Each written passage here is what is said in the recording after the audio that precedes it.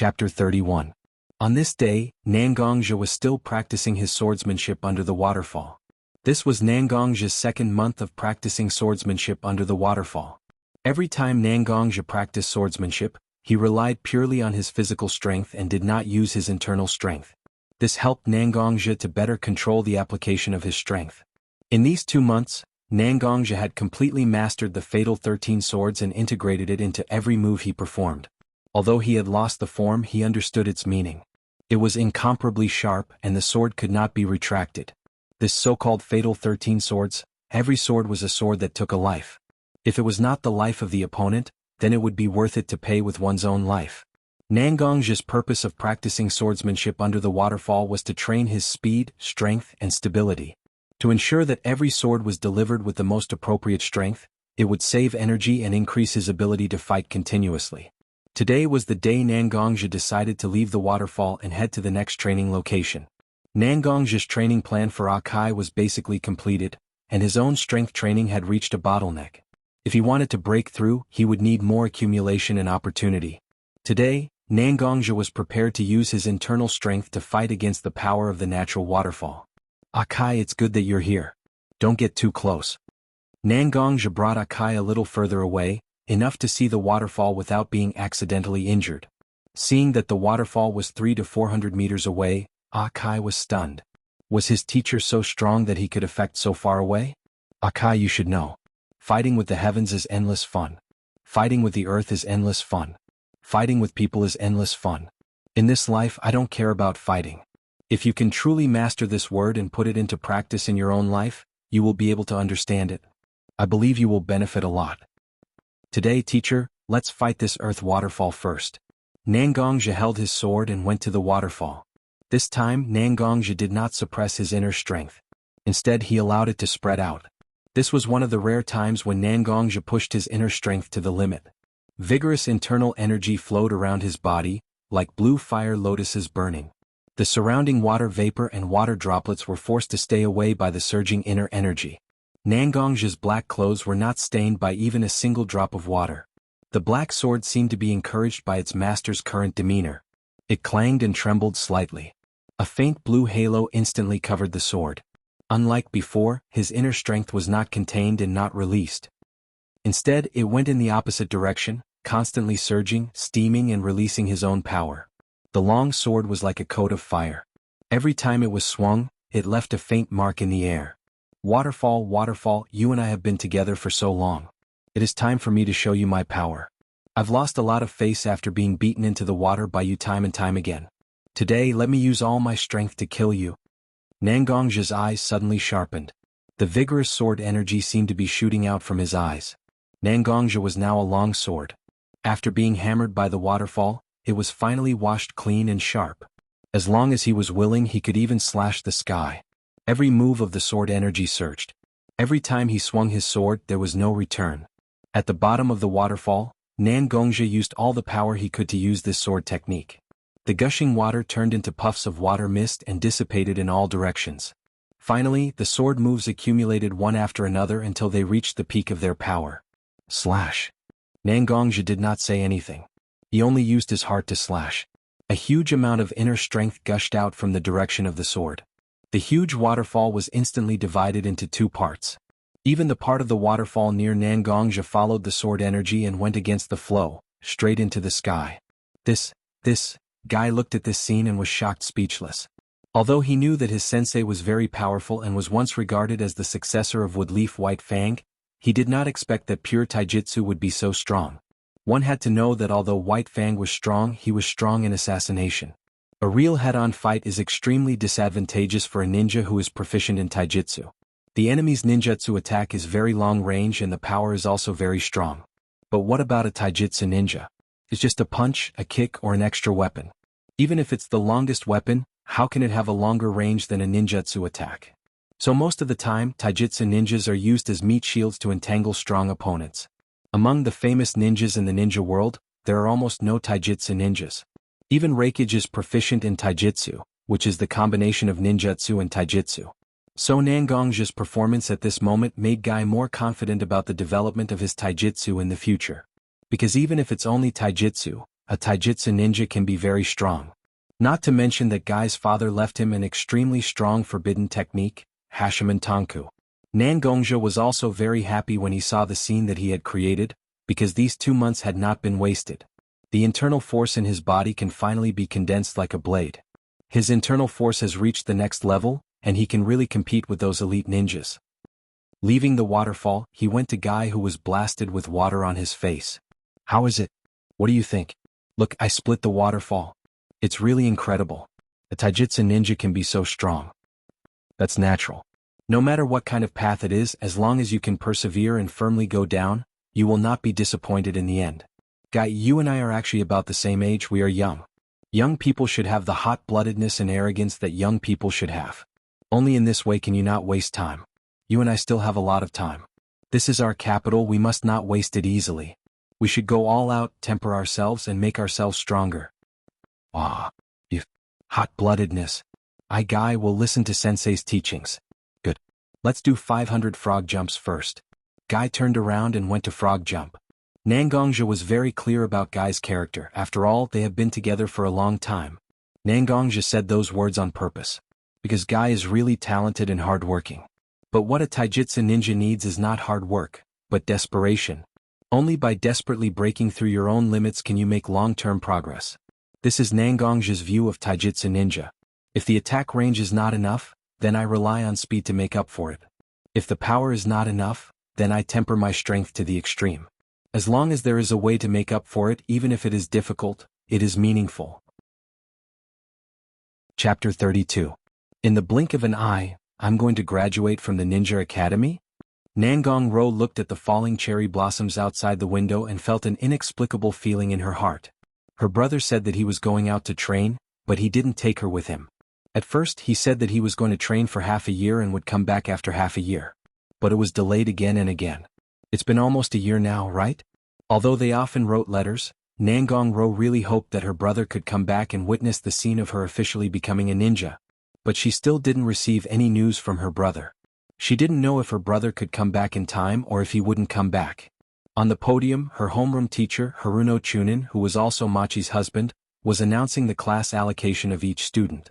Nangong-ro. Haruno Chunin finally called out Nangong-ro's name. Yes. Nangong-ro raised her right hand. Nangong-ro, because you signed up for the medical ninja sequence, you won't be assigned to any other team, but will be an intern at Kiba Hospital. Nangong-ro's instructor will be specially assigned and will come to pick you up later. Haruno Chunin said. That's right, Nangong-ro specially applied for the medical ninja sequence of Woodleaf medical ninja experiments. Every medical ninja who signed up won't be assigned to a ninja squad, but all of them will be put into Kiba Hospital for professional training. In terms of combat power, there will be special ninjas to train them. Nangong-ro didn't have a lot of chakra, so she didn't have much potential to develop on the path of ninjutsu. And her physical fitness wasn't very good either. So she could only be a medical ninja or a genjutsu ninja who specializes in spiritual power. The most popular medical ninja mode in the ninja world is a combination of genjutsu and medical ninjutsu. While forming combat power, it also takes into account the high spiritual power requirement of medical ninjutsu. Yes. In fact, Nangong-ro already knew that she would make such an arrangement. After all, she was very familiar with Yabuki-san. If Chunin Haruno knew about it, wouldn't that mean that Nangong-ro also knew about it? Speaking of sprouts, he had to mention it. After Yabuki-san and Haruno Chunin got married, she got pregnant very quickly. Forget it, it would only be a few days before she gives birth. Nangong-ro might have to take care of Yabuki for a few days while she was studying in Kiba Hospital. Good. The teacher finished explaining the grouping of the class. Everyone was a group of ninjas after the Shinobi World War. They were the new blood of Woodleaf Village. I hope that no matter what happens, everyone can work hard to improve themselves and protect their own lives. To become a qualified and excellent ninja. Chunin Haruno bowed deeply. The whole class was originally mischievous, but now all the children were crying and clapping with tears and snot on their faces as they watched Haruno Chunin walk out of the classroom. After that, the teams were taken away one by one. Nangong-ro looked at the people who were taken away and didn't think much about it. There weren't many people who chose to become medical ninjas, not to mention that she applied to be a full-time medical ninja. There was almost no combat power. Such an existence sounded good, but almost no parents would allow their children to go in such a direction. There was no other reason, it was too easy to die. Medical ninjas were always the first to be attacked in a battle. His battle prowess was also shockingly low. Why was Tsunade so famous in the shinobi world? Was there really no medical ninja more talented and excellent than Tsunade? There was no doubt that there was, but these medical ninjas were drowned in the history of the shinobi world. Because they weren't strong enough, they were fragile instruments destined to be abandoned after their value was squeezed out.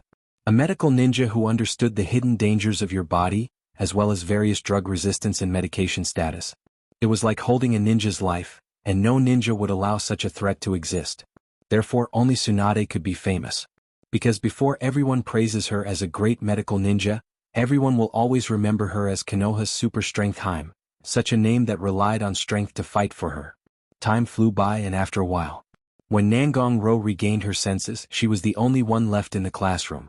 A breeze blew and a few cherry blossom petals fell on Nangong Ro's long black hair, but Nangong Ro still didn't know. A pair of hands appeared on Nangong Ro's black hair, and a few petals were flicked off for her. You've obviously grown up, but you still don't pay attention to your image at all. I haven't seen you for a year, but you haven't grown much, Ruru. Hearing the familiar voice, Nangong Ro slowly put the kunai in her right hand into the backpack behind her waist. Oni-san. Nangong Ro was surprised at first, but then she stretched out her hands and fiercely pinched Nangong's ears. You still know to come back? You've been out with Guy for so long, and you still know that I'm at Woodleaf? Ouch. Nangong Ro's strength was beyond Nangong's expectations. It was simply too much, and Nangongja could only cry out in pain. Seeing Nangongja like this, Nangong Ro's heart suddenly softened. What's wrong? Did I hurt you? Oni-san. Nangongja suddenly had a sneaky smile on his face. How could I? Right. Being pinched by my beautiful sister. There aren't many people in the ninja school who have this kind of treatment. It's okay, we can pinch if we want. Let those little brats see that the cold princess in their eyes is just a cute little girl here. Although Nangongja hadn't been at Woodleaf for a long time, he still had a lot of news about Woodleaf. Perhaps Nangong Ro didn't like to play with these kids who were younger than her by 1 or 2 years. She was also quite pretty, so there were a lot of suitors. Nangong Ro didn't have any reason to. That's why she got the strange nickname of Woodleaf's Ice Princess. Hearing Nangongja mention such a shameful thing, Nangong Ro knew that Nangongja must also know about that strange nickname. She also turned her head angrily and ignored Nangongja. Okay, Nangongja rubbed his sister's head and said, let's talk about business. Woodleaf Genin Nangong Ro was assigned to Kiba Hospital, and her instructor is Nangongja. You don't have to wait, we can go. Oni-san is going to be my instructor? Nangong Ro was surprised. Yes, but I'm only responsible for teaching you some self-defense techniques. The specific medical ninjutsu will be taught by a Woodleaf doctor. Nangongja nodded. Why aren't we going? You haven't been back for so long. Oni-san is missing my family's food. Oni-san is a big glutton. Nangong Ro suddenly smiled sweetly, bent her finger and scratched Nangongja's nose and quickly ran away. Chapter 33. Nangongja hasn't returned to Woodleaf Village for nearly a year. Although Nangongja heard about the major events that happened during this period, he still missed them. Among them, Yabuki's marriage, Kakashi's joining of the Umbu, and the succession of the 4th Hokage. Of course, there may be more hidden news, and Nangongja will slowly learn about it. Ro, is breakfast ready? Aren't we going to see Yabuki? After Nangongja got up and washed, he walked to the living room and didn't see Nangong Ro, so he called out. But for a long time, Nangongja didn't see Nangong Ro's response. Looking around, he found a piece of paper on the low table. He picked it up and looked at it. It was Nangong Ro who was called by the people of Kiba Hospital in the morning. He didn't make breakfast and wrote a note to Nangongja to explain. Nangongja really didn't know how to cook. Nangongja could only go to the street to see if there was a breakfast shop or something. But Nangongja left the village for a long time, and he rarely ate outside. Almost all the food was cooked by Nangong Ro. With no choice, Nangongja could only walk slowly on the street with an empty stomach. Walking around, he actually slipped to the door of Yabuki's clothing store. Looking at the store that was still open, Nangongja thought about it and went in. Yabuki? Nangongja tried to call out. Nangongjun. Nangongja suddenly exclaimed behind him. Nangongja looked back. It was Yabuki with a big belly and 2 big plastic bags in her hands. Where's Chunin Haruno? Why did he let you go out to buy things with a big belly so early in the morning? Nangongja looked at Yabuki and stepped forward to take the bags in her hands. Seeing that Chunin Haruno wasn't there, he asked. Don't mention it. Isn't that guy a teacher at the ninja school? It's time for the graduates to hand over their files. There are a lot of freshmen who have started to sign up, and he's been busy these days. Anyway, I have nothing to do. It's okay to go out to buy some food or something. Yabuki's words sounded like complaints, but she couldn't hide the smile on her face. Her whole person was exuded a happy radiance. Then, when I see Chunin Haruno, I have to talk to him. Is more important your wife and daughter? Yabuki said Yabuki's words. Wife? Yes. Why do you think he is a girl as a daughter? Yabuki looked. Yes. I don't know either. I just have this kind of intuition. Yabuki, your child will definitely be a strong and powerful woman like you. When the time comes, if you trust me, I can be the child's master and teach him well. Nangongja said seriously. Although Yabuki wasn't a ninja, Nangongja had been with her for a long time. Although he didn't say anything about Yabuki's strong and powerful personality, he appreciated it very much. That depends on what she wants. If she wants to be a ninja, then I'll leave it to you, Nangongjun. After all, Nangongjun is one of the famous woodleaf ninjas. Yabuki laughed. All right. I forgot about business. Nangongja suddenly slapped his head. What's wrong? Yabuki asked. I haven't eaten breakfast yet.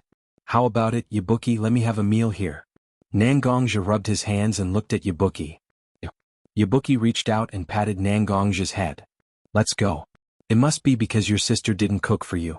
I can guess. Nangongja and Yabuki had such a relationship, just like a pair of siblings. Nangongja was very concerned about this girl who cared about him like an older sister.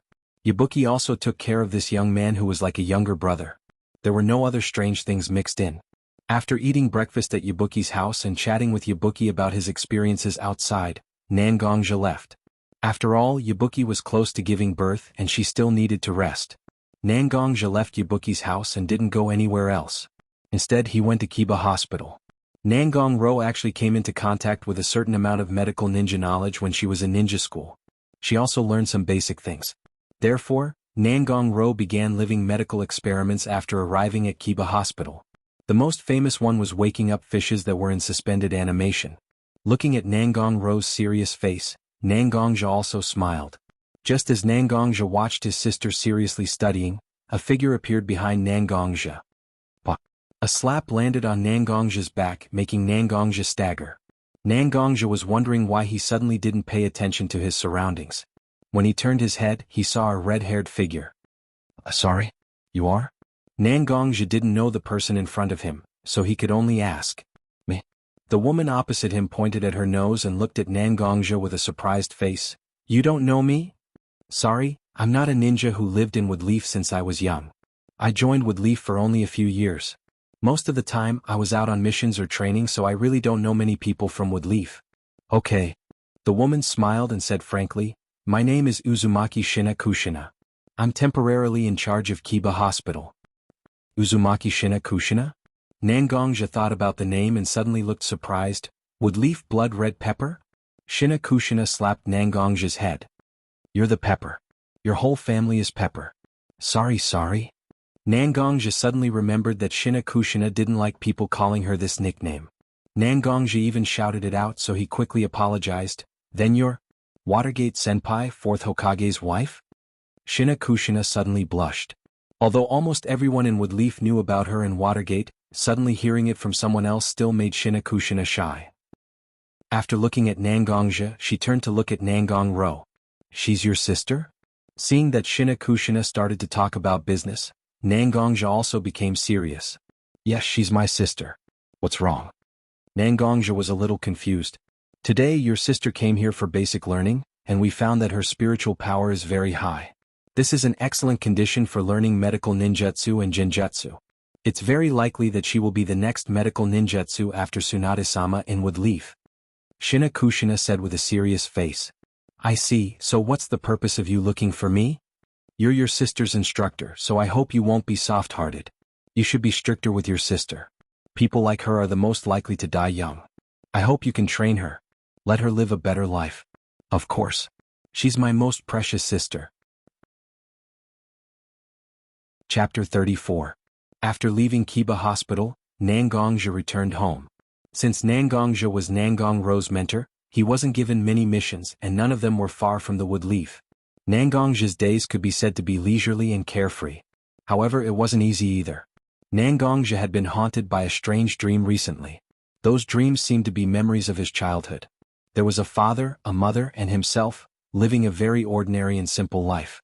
His father worked in the fields and his mother took care of things at home. Everything was very natural and warm. But what was missing? That's right. His younger sister and the grandfather in his memory were not in his dream. Nangongja didn't say anything to his sister, but he felt very uneasy. An ominous premonition slowly enveloped his entire body. Pa. Nangongja was drinking tea, and the teacup in his hand shattered on the short table. What's wrong, brother? Nangongro saw Nangongja's expression and quickly took a cloth to wipe the boiling hot tea on the table. Even though the boiling hot tea flowed on Nangongja's hands, Nangongja seemed to have turned a deaf ear to it, and he seemed to be in a trance. No. Nothing? Nangongja took the cloth from his sister's hand, wiped his hands carelessly, stood up and returned to his room. He took out the black sword that never left his side and looked at it. The irritation in his heart became heavier, and he casually threw the black sword in his hand to the side. Liang, Nangongja said. What's wrong? Liang saw Nangongja ask her and she stopped silent. You and I have the same soul, so you should have noticed my dreams these few days, right? Nangongja closed his eyes and immersed himself in his own spiritual space, and he saw the huge figure of Liang. You mean those memories? Liang said with some surprise. Memories? Nangongja suddenly felt a sharp pain in his heart. Those are my memories? Yes, those are the memories in the depths of your mind. I don't know why, but your memories seem to be blocked by some kind of power. A large part of your memories are wrapped in it. These days, your cultivation has made great progress in your body and spiritual power, so your spiritual power seems to have begun to attack the power that sealed your memories. Your so-called dreams are actually just a small part of your sealed memories. Li's explanation very casually, she even snorted from time to time. But Nangongja was different. At this moment, Nangongja didn't know how to describe his feelings. He quickly left the spiritual space as if he was running away, and closed his communication with Liang. He hugged his knees and sat in the corner, his body was still trembling. The next day, Nangongja went out early and went to the mission hall to receive a remote escort mission and left the wood leaf. After Nangongro woke up, she didn't see Nangongja. Nangongja also had some thoughts in his mind. Is it memories? Other than that, Nangongro really couldn't think of any other reason that could force her brother who cared about her to do this. At this moment, Nangongro didn't know how to face Nangongja, because the hidden things were not as simple as memories. There were all kinds of things involved, and it might even make Nangongja unable to continue being a woodleaf ninja. Whatever. Two people who didn't want to face reality were trying their best to escape. Maybe time will give them a proper attitude to face each other?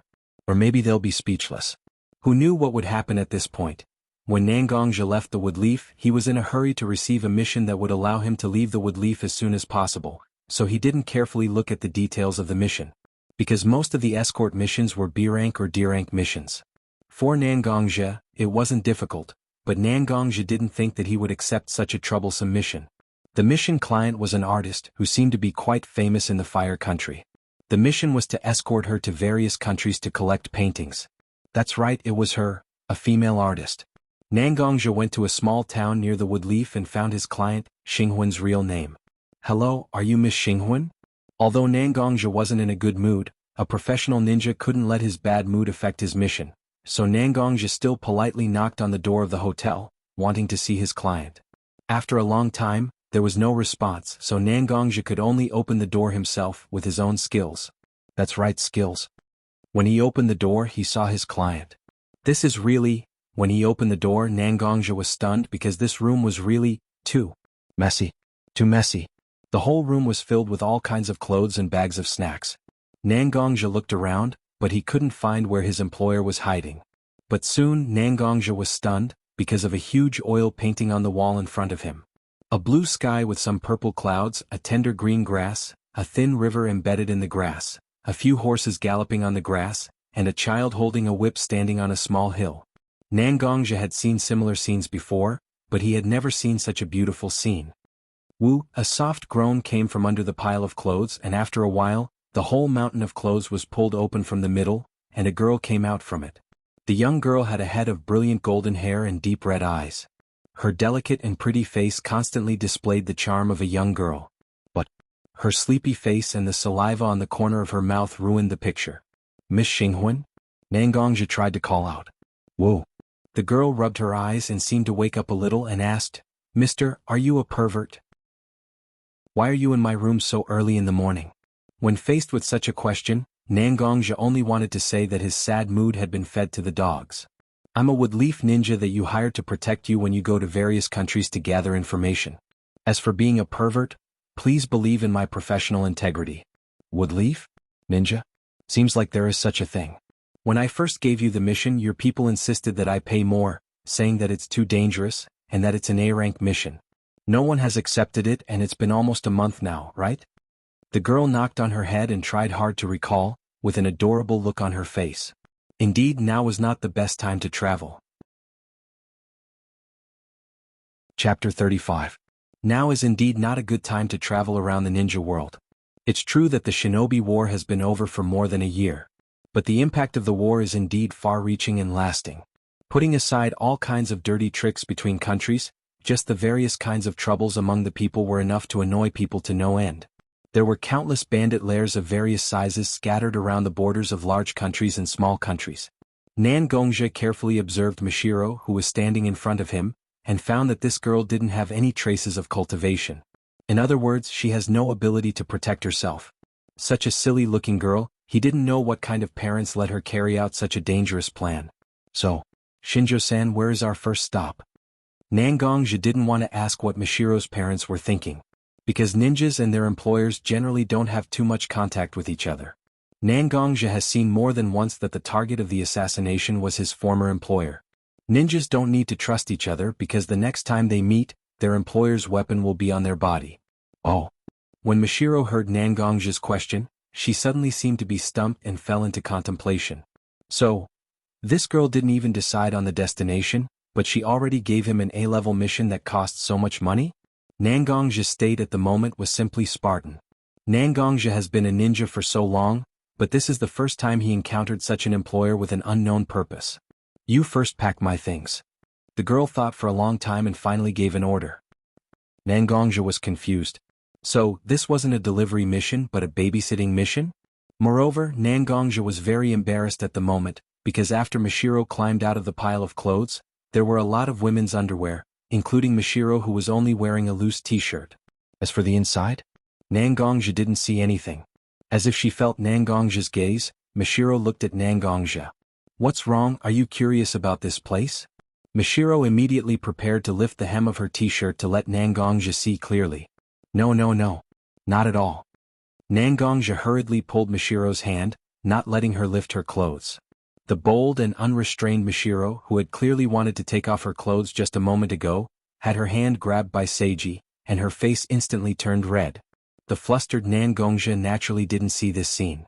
At this moment he was only hurriedly looking for a suitcase and folding all sorts of girls' clothes in it. What's your name? Seeing Nangongzhi's busy figure, Mishiro suddenly asked. Me? I'm a woodleaf jonin, my name is Nangongzhi. Nangongzhi casually replied. Gong gong. Gong gong? Why don't you call yourself a eunuch? Nangongzhi ridiculed in his heart, but he didn't say it out loud. You can call me Nangongjun or Zhijun or just Nangongzhi. Don't you think it's not good to call me Gong Gong? Okay, Gong Gong.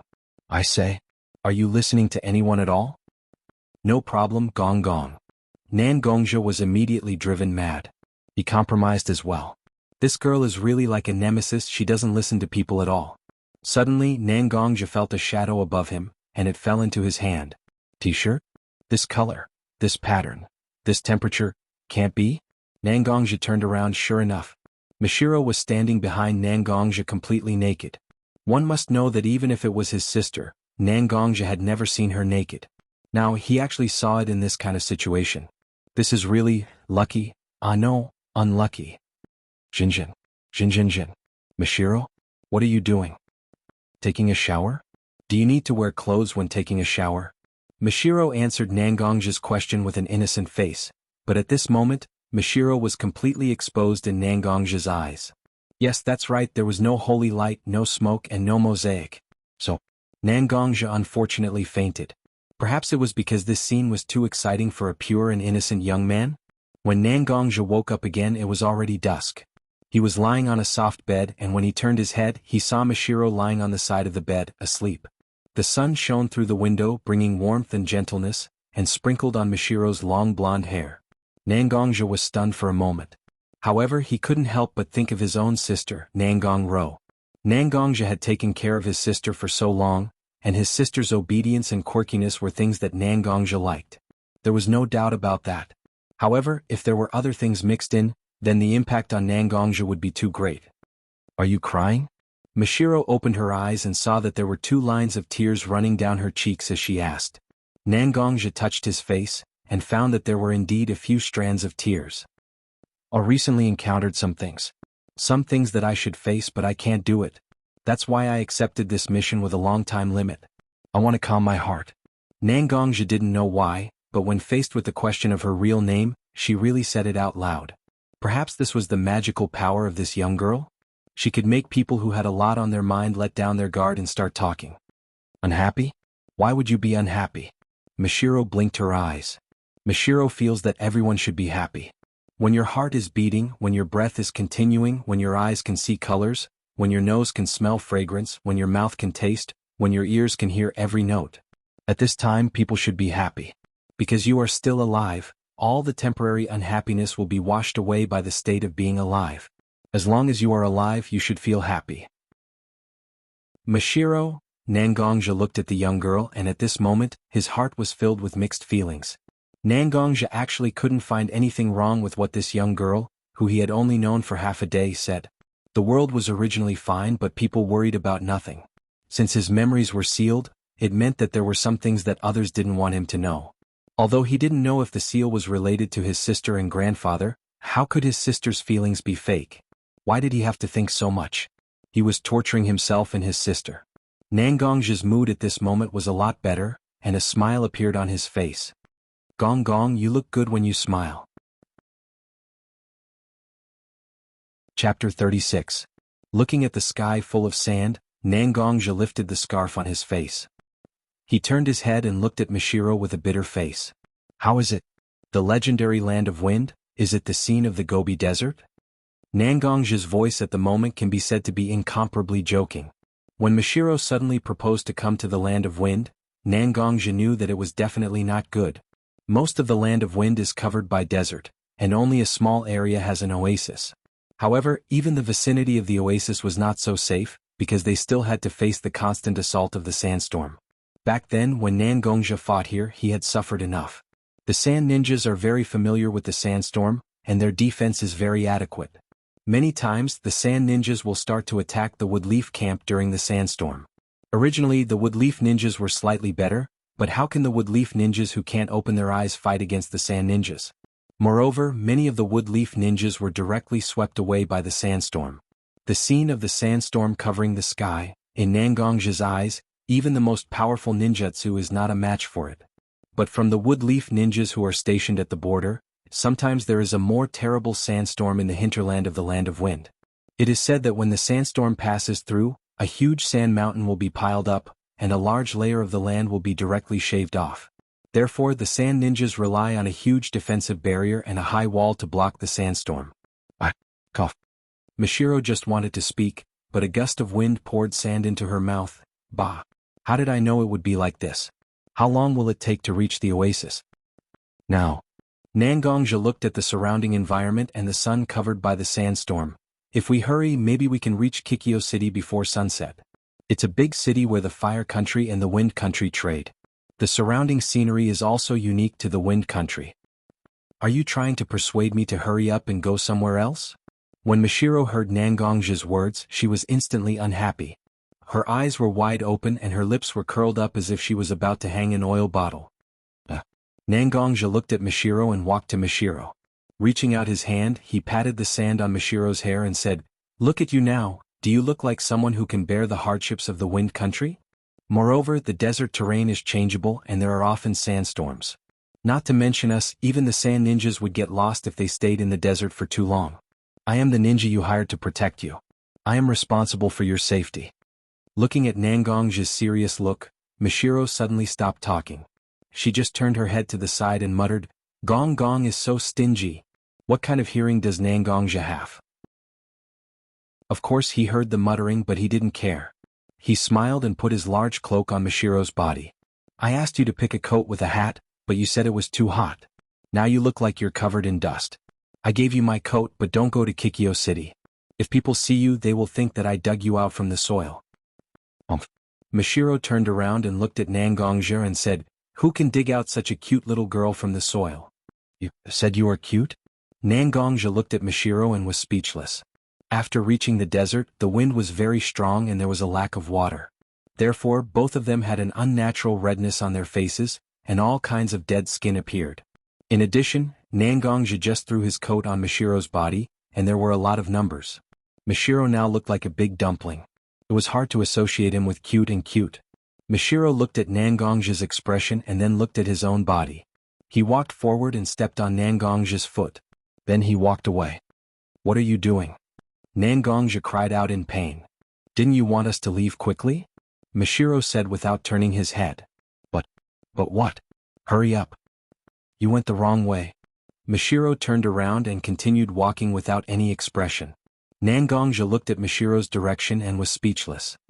"It's still the wrong way." Mishiro suddenly walked behind Nangongja and kicked Nangongja's butt. "Then why aren't you leading the way?" Mishiro roared. Okay, follow me." Nangongja could only get up from the sand and prepare to leave. However, Nangongja said, "So, Mishiro, you have no sense of direction?" Mishiro looked at Nangongja. No matter how he looked at this face, it was infuriating. Hence he kicked Nangongja's face and said, "Go to hell, bastard." Nangongja never thought that there would be a day when he would be so open with someone. All along, Nangongja had been trying his best to maintain his image. He was polite and respectful to others, honest to his friends, responsible for his missions, and took care of his sister. However, there was never a time when Nangongja indulged himself like this. He let himself become so talkative, so thick-skinned, and so shameless. Nangongja didn't understand and didn't want to understand. In fact, everyone was like this. Sometimes, when we were facing others, we would unconsciously add a lot of requirements to ourselves. We have to be polite, serious, and respectful.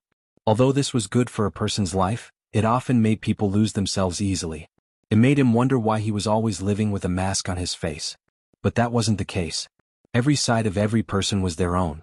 However, she should also find someone who could let her be free. Perhaps to Nangongja, Mishiro was such a person? Even if the two of them hadn't known each other for a long time. Even if the two of them were just employees. Even if the two of them had been quarreling non-stop. This was a feeling that Nangongja had never experienced before. At this moment, Nangongja's body's internal energy was rotating a lot faster. Nangongja also felt a lot more comfortable. This kid has grown up. Liang muttered to himself when he noticed the changes in Nangongja's body. Inner strength could not only be strengthened through daily training and accumulation. At the same time, it also required a lot of mental strength. If a person's mind was clear, then the flow of his internal energy would become a lot smoother. This was the so-called state of mind. Without a good state of mind, no matter how much power one had, it was just a paper tiger that could be easily defeated. Chapter 37. Looking at the tall walls of Kikyo City, even the calm Nangongja couldn't help but relax a little. In fact, the distance between the Fire Country and Kikyo City wasn't that far, but Nangongja couldn't walk in a straight line. In a straight line, there were countless desert dangers such as quicksand, and there were no supply points. However, Nangongja was still fine. With his physical strength and endurance, he could endure it for a while. He didn't need to waste so much time. But Mishiro was different. Although Mishiro's stamina was better than ordinary people. But compared to a ninja, it was still insufficient. After all, a ninja was a weapon that was trained to adapt to all kinds of harsh environments. It wasn't something that ordinary people could understand. How strong can a ninja's will to survive be? Nangongja saw with his own eyes that an enemy ninja was stabbed with no less than 10 bloody holes, and the blood flowing out was enough to dye the ground under his feet red. However, such an enemy was able to kill more than a dozen of Konoha's genin before dying of exhaustion. This was a ninja. Miyagi, is this Kikyo City? Mishiro followed and saw the magnificent city in front of him. He sighed and interrupted Nangongja's thoughts. It's so big. In the Fire Country, except for some magnificent cities in the capital, there weren't any big cities in other towns. It was the same in other countries because in this era, the ninjas were the main means of invasion, and they couldn't be stopped by ordinary walls. And the high walls that could stop the ninjas and chakra were expensive to build, so most of the places didn't have such walls. This Kikyo city was originally jointly funded by the Fire Country and the Wind Country, and the two countries had an agreement that they wouldn't start a war in this city. Nangongja looked at the majestic city and sighed, but every time the Fire Country and the Wind Country went to war, this place would become a huge meat grinder. Because of its excellent defense against ninjas, it was almost a place that both sides would fight for, and it was used to store armaments. This is a meat grinder? Mashiro was surprised. That's right. Nangongja nodded and continued, although I don't know the specifics of World War II, I was one of the first to join the Sand Ninjas in World War III. I have experienced the seesaw attack in defense here. Both sides suffered heavy losses in that battle. Woodleaf lost at least 300 ninjas here, and the Sand Ninjas had more casualties because of the lack of medical ninjas. We can't get the exact data, but it's at least above 500. After hearing Nangongja's explanation, Mashiro fell silent. In fact, the two of them had also encountered bandits and robbers along the way. Mashiro had seen how Nangongja dealt with these people. Even though Nangongja had tried his best to use the least bloody method, he still tried his best to avoid Mashiro.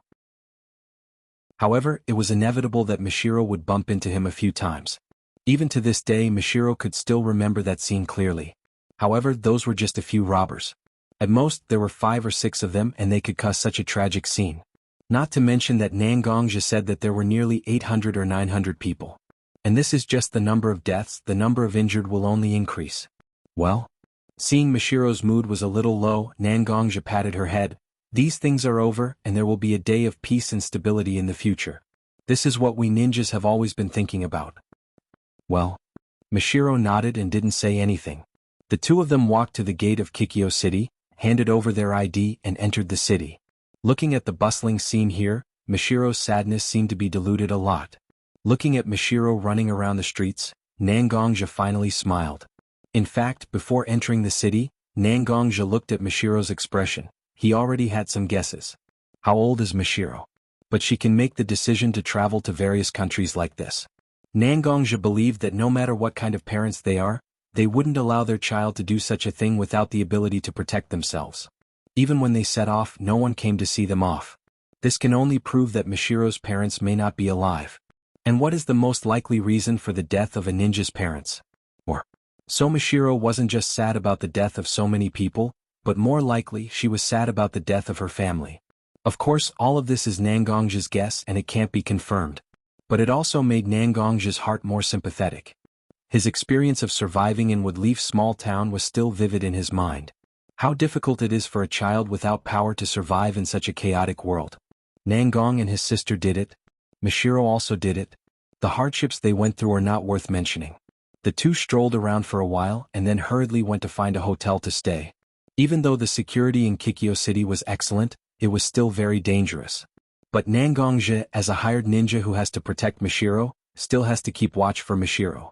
Ninjas can quickly enter a deep sleep, and in a deep sleep for 30 to 40 minutes, they can even go without sleep for a week under special circumstances. So Nangongja will keep watch for Mashiro every night. The moon was especially bright that night. There was not a single cloud in the thousands of miles of sky. Only the bright moonlight and a little bit of starlight dotted the black curtain of the night sky. The two's hotel is not far from the downtown area, and they can see the bright lights outside when they open the window. Mashiro brought an easel, a drawing board and a lot of brushes and paints from her room. Slowly she began to paint. At this moment, Mashiro seemed especially pious and holy. It was as if what she was facing was not just a drawing board, but the whole bright world. Her eyes were shining brightly. If a comparison had to be made, the current Mashiro was like Nangongja when he was obsessed with swordsmanship. A light breeze blew, bringing a bit of coolness to Nangongja, dispersing the scorching heat of the desert. Nangongja unknowingly fell asleep on the roof opposite Mashiro. When Nangongja opened her eyes again, the east of the sky was already turning white. Nangongja scratched his head. Since the end of the war, his vigilance has decreased. He can actually do something that can make him fall asleep at night. But Nangongja also knows that he is only in a light sleep, and will definitely react if there is any disturbance. But it is not good, so he secretly noted it down to warn himself. Looking down, Mishiro's drawing board from last night is still on the balcony. Curious, she jumped down to take a look. Chapter 38. Nangongja was a little surprised when he saw what was drawn on the painting. Nangongja felt that last night's moonlight, stars, and bustling streets were exceptionally beautiful. However, Mishiro had drawn the scene of last night with a heavenly aura. The dense smoke and fire were hidden behind the heavenly aura. It formed a different kind of beauty. What made Nangongja feel even more amused was that Mishiro seemed to have realized that he was keeping watch on the roof of the opposite house. She had actually drawn Nangongja in the painting. This girl? Nangongja looked at Mishiro's vivid painting of him sleeping and shook his head. Interesting. He turned his head and looked at Mishiro, who was sprawled out in her sleep. Nangongja did not say anything and disappeared in a flash. When Mishiro woke up, it was already past 11 o'clock. The blazing sun shone through the window onto Mishiro's body. This was a desert area. Even if it was the holidays, the air conditioning here was excellent. It wouldn't be of much use at noon. Mishiro could only moan under the unbearable heat and opened her sleepy eyes. After all, she had stayed up late to paint last night. Yo, you're awake. Mishiro had just woken up. Her consciousness was still blurry. When she heard someone greeting her, she subconsciously replied, "Morning." However, she immediately felt that something was wrong. She was in a hotel. A single room. The voice that greeted her was a man. An earth-shattering scream rang out. Mishiro picked up the pillow under her and threw it at Nangongja, who was sitting under the bed. "Are you a pervert? You came to a girl's room early in the morning. What are you trying to do? What are you trying to do?" To be honest, Nangongja had never thought that a girl's attack would be so powerful.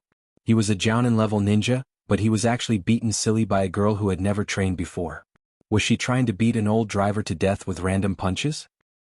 Something strange seemed to have sneaked in. Anyway, that was what it meant. Nangongja, who was chased out of the room, did not know what to say. Did I do something wrong? Actually, Nangongja went downstairs to buy breakfast and bring it over to Mishiro. However, Mishiro did not wake up. Nangongja went downstairs and asked for the room key. He was prepared to leave the breakfast and leave. But when she saw that Mishiro had woken up, she subconsciously greeted her. Then, it was a tragedy. "Listen to me, Mishiro. I'm just here to deliver breakfast. I don't want anything else." Nangongja hastily explained. "What else do you want?" Another pillow was through. "I didn't mean that. You calm down. Breakfast is on the table." Nangongja thought for a while. Mishiro was angry now. Mishiro would not listen to anything he said. It would be better for him to leave first and let Junbai calm down so that he could explain himself. "Get lost." Mishiro shouted in the room and there was no more movement. Nangongja could only leave slowly. Mishiro looked at the breakfast on the table. She did not know why, but she blushed. "At least you have some snacks." Nangongja came out of the hotel. He did not know what to do and started to wander around. After all, Nangongja did not know much about the local customs other than coming here during the war. After all, the war had started. How many people could live and work in peace in the city? Just as Nangongja was wandering around, he suddenly heard a commotion in front of him. A lot of people gathered together. "Hurry up and give me the money. This is our boss's territory." A person who was obviously a hoodlum was shouting at the boss of a shop. Nangongja took a look and whispered to the onlookers beside him to ask what was going on. "It seems like you are not a local." The onlookers looked at Nangongja as if they didn't know anything and said, "This is a protection fee." Although this Kikyo city is a border trade city jointly established by the Fire Country and the Wind Country, the two countries don't really care about it. Actually, the two countries don't think highly of merchants. The status of merchants is also very low. The finances of the big countries are mainly determined by the taxes collected from the farmers. Although the country also collects taxes from merchants, many big merchants are very resistant. The military power of the daimyo is not strong. The ninja villages all want the merchants to be rich. That way they can get enough commission. The daimyo do not have enough power, and those who have enough power deliberately condone. This leads to all kinds of chaos in the market here and even more commercial cities. That hoodlum is from the #1 gang in Kikyo City.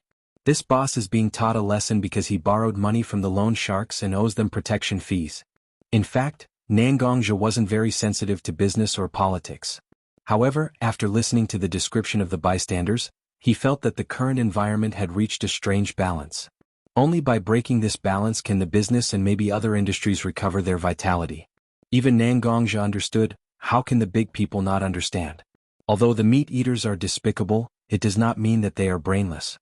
There may be more secrets that Nangongja did not know. Just as Nangongja was listening to the people's analysis, the situation escalated. The hoodlum took out a knife and put it on the boss's neck. If you can't pay, then think about what you can pay. If you can't pay, then you can pay with your cheap life. Just as the hoodlum was about to take out the knife, a hand grabbed his wrist. Little brother, this is a bit too much. The person who grabbed the hoodlum's hand was naturally Nangongja. In fact, Nangongja did not want to help.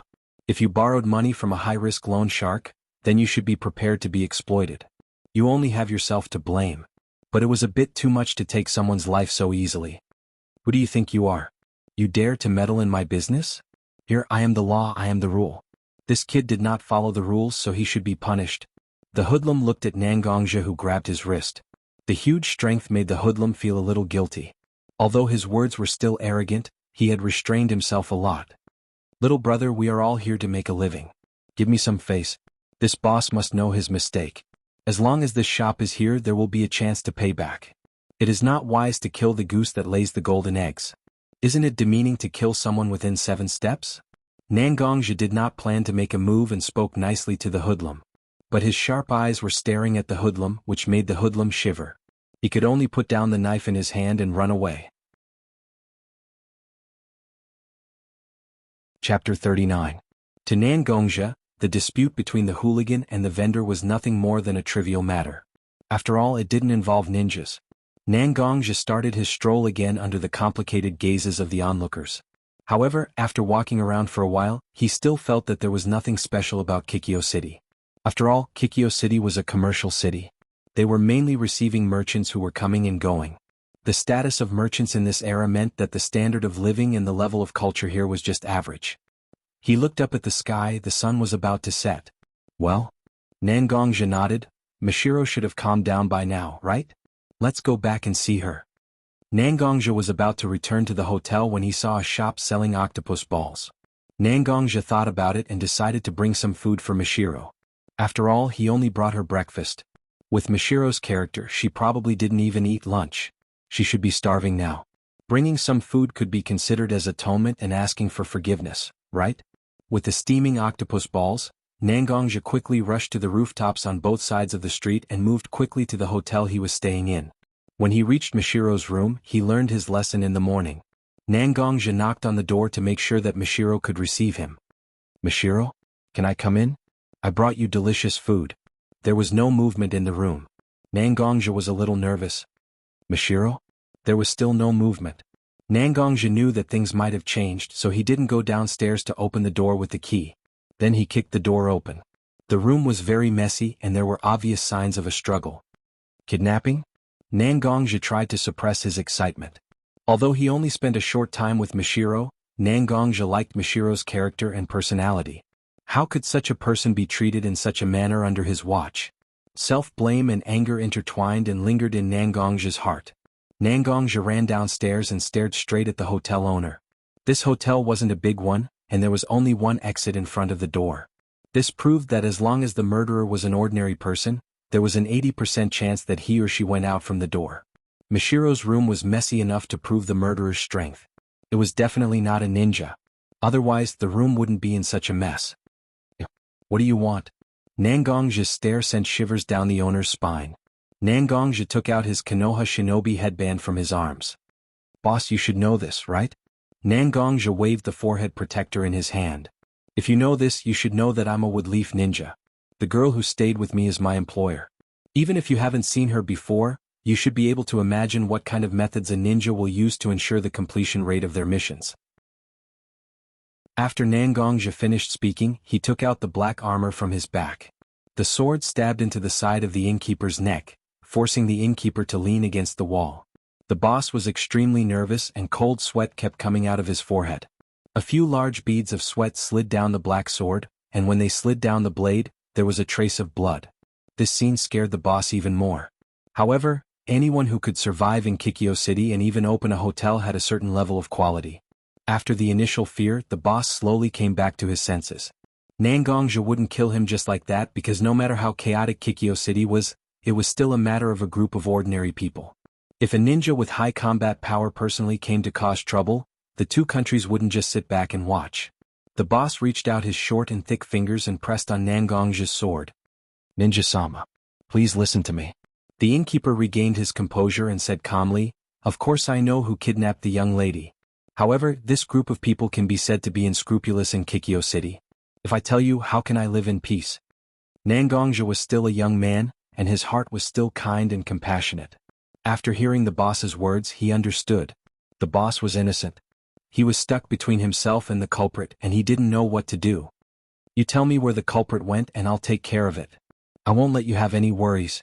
Nangongja was anxious to save the young lady, so he said such a condition. "I naturally believe in Ninja-sama's strength.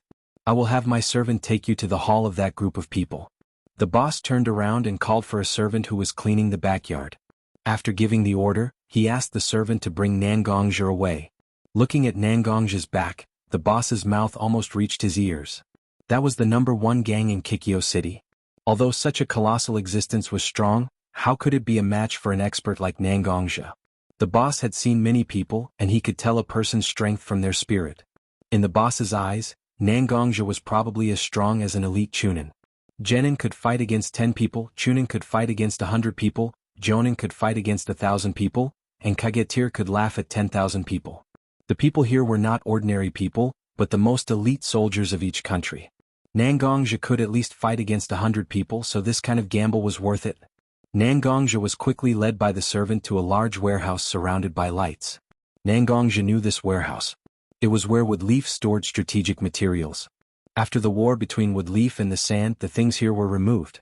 It should be because of this that it fell into the hands of the so-called #1 gang in Kikyo City. This had an advantage because Nangongja was familiar with the terrain. Thus, many battles could be realized. How could Nangongja not want to fight his way in? That would be so satisfying. However, Mishiro was still in the hands of the other party. If something happened to him, then Mishiro's life would be in great danger. This was the most important point. Nangongja once listened to White Fang's orders and received guidance from White Fang. His assassination skills were also very solid. Facing such a group of people with low strength, he could handle it with ease. After making up his mind, Nangongja pulled out his black sword. He lowered his breath, making his breath very weak, and slowly approached the various guard points in the warehouse. This night, the sword light was dim, but it took many lives. Chapter 40. This warehouse was originally occupied by Woodleaf ninjas during the war with Sand ninjas. Although Nangongja wasn't a ninja guarding this place, he was still a jonin. He knew some of the information that he should know. This warehouse was modified by Woodleaf ninjas. Nangongja didn't remember all of them, but he was very familiar with the key points. Ninjas were existences that walked in the shadows. The so-called Shinobi World War was just a strategy to compete for benefits between countries. Letting a group of assassins fight head-on was something that they would only do if they had no other choice. After all, compared to ninjas, ordinary soldiers were really useless. Because of this, each country only kept a small number of guards to guard their houses and walls. The soldiers who were really used in the war had long been eliminated. As Nangongja continued to harvest the lives of the gang members, the distribution of the people in this stronghold was also a little clearer. Sure enough, Nangongja didn't expect it to happen. The gang leaders were now basically gathered in a secret room that was specially built to store important materials. Even a cunning rabbit has 3 holes, let alone a ninja. This secret room happened to be one of the few secret rooms that Nangongja knew about. Nangongja quickly cleaned up the gangsters guarding the warehouse. After all, the difference in strength was too big. Nangongja entered the secret passage and reached the end of the secret passage in 2 or 3 minutes. Nangongja didn't rush out. He leaned on the partition and listened to the conversation in the secret room. "Fourth brother. You're confused." An old voice sounded. "Big brother, I know I was impulsive. But who knew that kid was actually a ninja? Woodleaf ninjas. You said I've tied him up. It could be said that he had offended all of them. My life is now in danger, what else can I do?" This so-called fourth brother, Nangongja heard his voice and knew that he was the gangster he stopped during the day. For such a person to be ranked 4th, he had no idea how this gang had managed to get to their current position. "Fourth brother, it's already like this. We can only find a way to solve it." The boss said. His tone was very heavy and a bit gloomy. This girl is the most important bargaining chip for your life. A ninja with a girl with no cultivation, 9 times out of 10, this girl is the employer or the target of protection. Ninjas don't care about anything, but they will never easily fail the task they take on. Treat the girl well. It's best if you can coax her. A girl at this age is very easy to trick. At the very least, you can't let her say bad things about you. Otherwise, you can imagine the consequences. After Big Brother said this, he didn't say anything else. Only fourth brother sighed in annoyance. I understand, boss. Fourth brother seemed to understand the key point. He nodded and walked out of the secret room accompanied by the sound of the door opening and closing. After fourth brother walked out of the secret room for a long time, the boss threw the crutch in his hand to the ground. You can't do anything right. If it weren't for your wide network in Kikyo City, I wouldn't have let you go. How can I let you go? The boss roared, his voice echoing in the secret room. Black hair, black clothes, black sword. Would Leaf Yama Nangongja. As for Nangongja, when fourth brother walked out of the door, he had already left the secret passage and followed him. To be honest, for this gang, Nangongja wasn't interested in it. Even if Nangongja was ruthless enough to destroy this gang and destroy their foundation, Kikyo City might be peaceful for a while, but it would be crushed by more gangs. In this era, if a city didn't have any underground forces, it could only mean that the city wasn't developed and prosperous enough. Underground forces were an inevitable outcome. Sometimes, if a city's underground forces were strong enough and had a certain scale, it would make the city more orderly. Because blindly abusing others, smashing and looting would only lead to digging one's own grave. Nangongja followed fourth brother and walked into a small independent building. The small building looked very ordinary, even a little shabby. It was a good place to hide someone. Fourth brother looked around, trying to see if anyone was following him. After looking around for a while, he took out a key and opened the door. Nangongja naturally couldn't swagger in from the front door like fourth brother. With a burst of strength, he ran up to the roof. His nimble body moved along the wall and entered the small building through a half-opened window. Nangongja slowly began to invade the small building. Based on the conversation between fourth brother and the boss, Nangongja was at least certain that Mashiro wouldn't be in danger. Therefore, Nangongja didn't need to use too much violence to forcibly remove him. Kikyo City was the face of the Fire Country and the Wind Country, and there were rules that forbade ninjas from using ninjutsu in the city. Although Nangongja didn't care if he went on a killing spree, it was still a slap in the face of the two countries. If he could avoid it, it was better not to do it. Soon, Nangongja found the place where Mashiro was being held. Because after fourth brother came in, he went straight to Mashiro. Their conversation was the best beacon. Not to mention fourth brother's soft words and persuasion. Mashiro's sobbing was like a clap of thunder that reached Nangongja's ears. Nangongja didn't intend to punish this group of hoodlums. But when he heard Mashiro's sobbing, Nangongja's chest was filled with anger. That naive and a little willful little girl. She's crying inside right now. This was the only thought in Nangongja's mind. Without thinking too much, Nangongja pulled out the black sword on his back. His internal energy surged and covered the black sword. With a light wave, a huge wave of energy rushed out. The wall in front of him was smashed to pieces. Seeing this, fourth brother was so scared that he knelt on the ground and begged for mercy. His head was bleeding on the ground. All kinds of begging words came out of his mouth. But Nangongja didn't listen to a single word. He just looked at Mashiro. Mashiro, I'm here to pick you up. Nangongja walked in front of Mashiro and gently hugged Mashiro's head. The black sword also cut the rope that bound Mashiro. Gong gong. Mashiro cried in Nangongja's arms. Let's go back. Nangongja looked at Mashiro and felt a throbbing pain in his heart. He hugged Mashiro in his arms. Okay. Let's go home. Mashiro agreed and fell asleep. Today's experience really made the little girl extremely tired. She's asleep? Just nice. Nangongja looked at Mashiro and then at fourth brother who was kneeling at his feet. How can I let you off so easily? He stabbed with his sword and blood splattered everywhere. Chapter 41. Nangongja rescued Mashiro a few days ago, although Mashiro didn't say anything. However, Nangongja could still sense that there was still some fear lingering in her heart. It's time to leave Kikyo town. Where can the rest of the 5 countries go? The land of water is more dangerous than Kikyo town. After all, the name of the blood mist is not for nothing. Although the land of earth is okay, the Tsuchikige's attitude towards wood leaf ninjas is known to be bad. This old man has a lot of hatred towards Woodleaf. The land of lightning? That's a big plateau.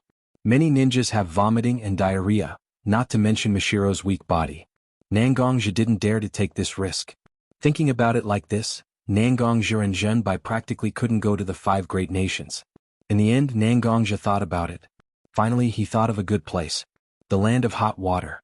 It's a famous hot spring holy land in the shinobi world.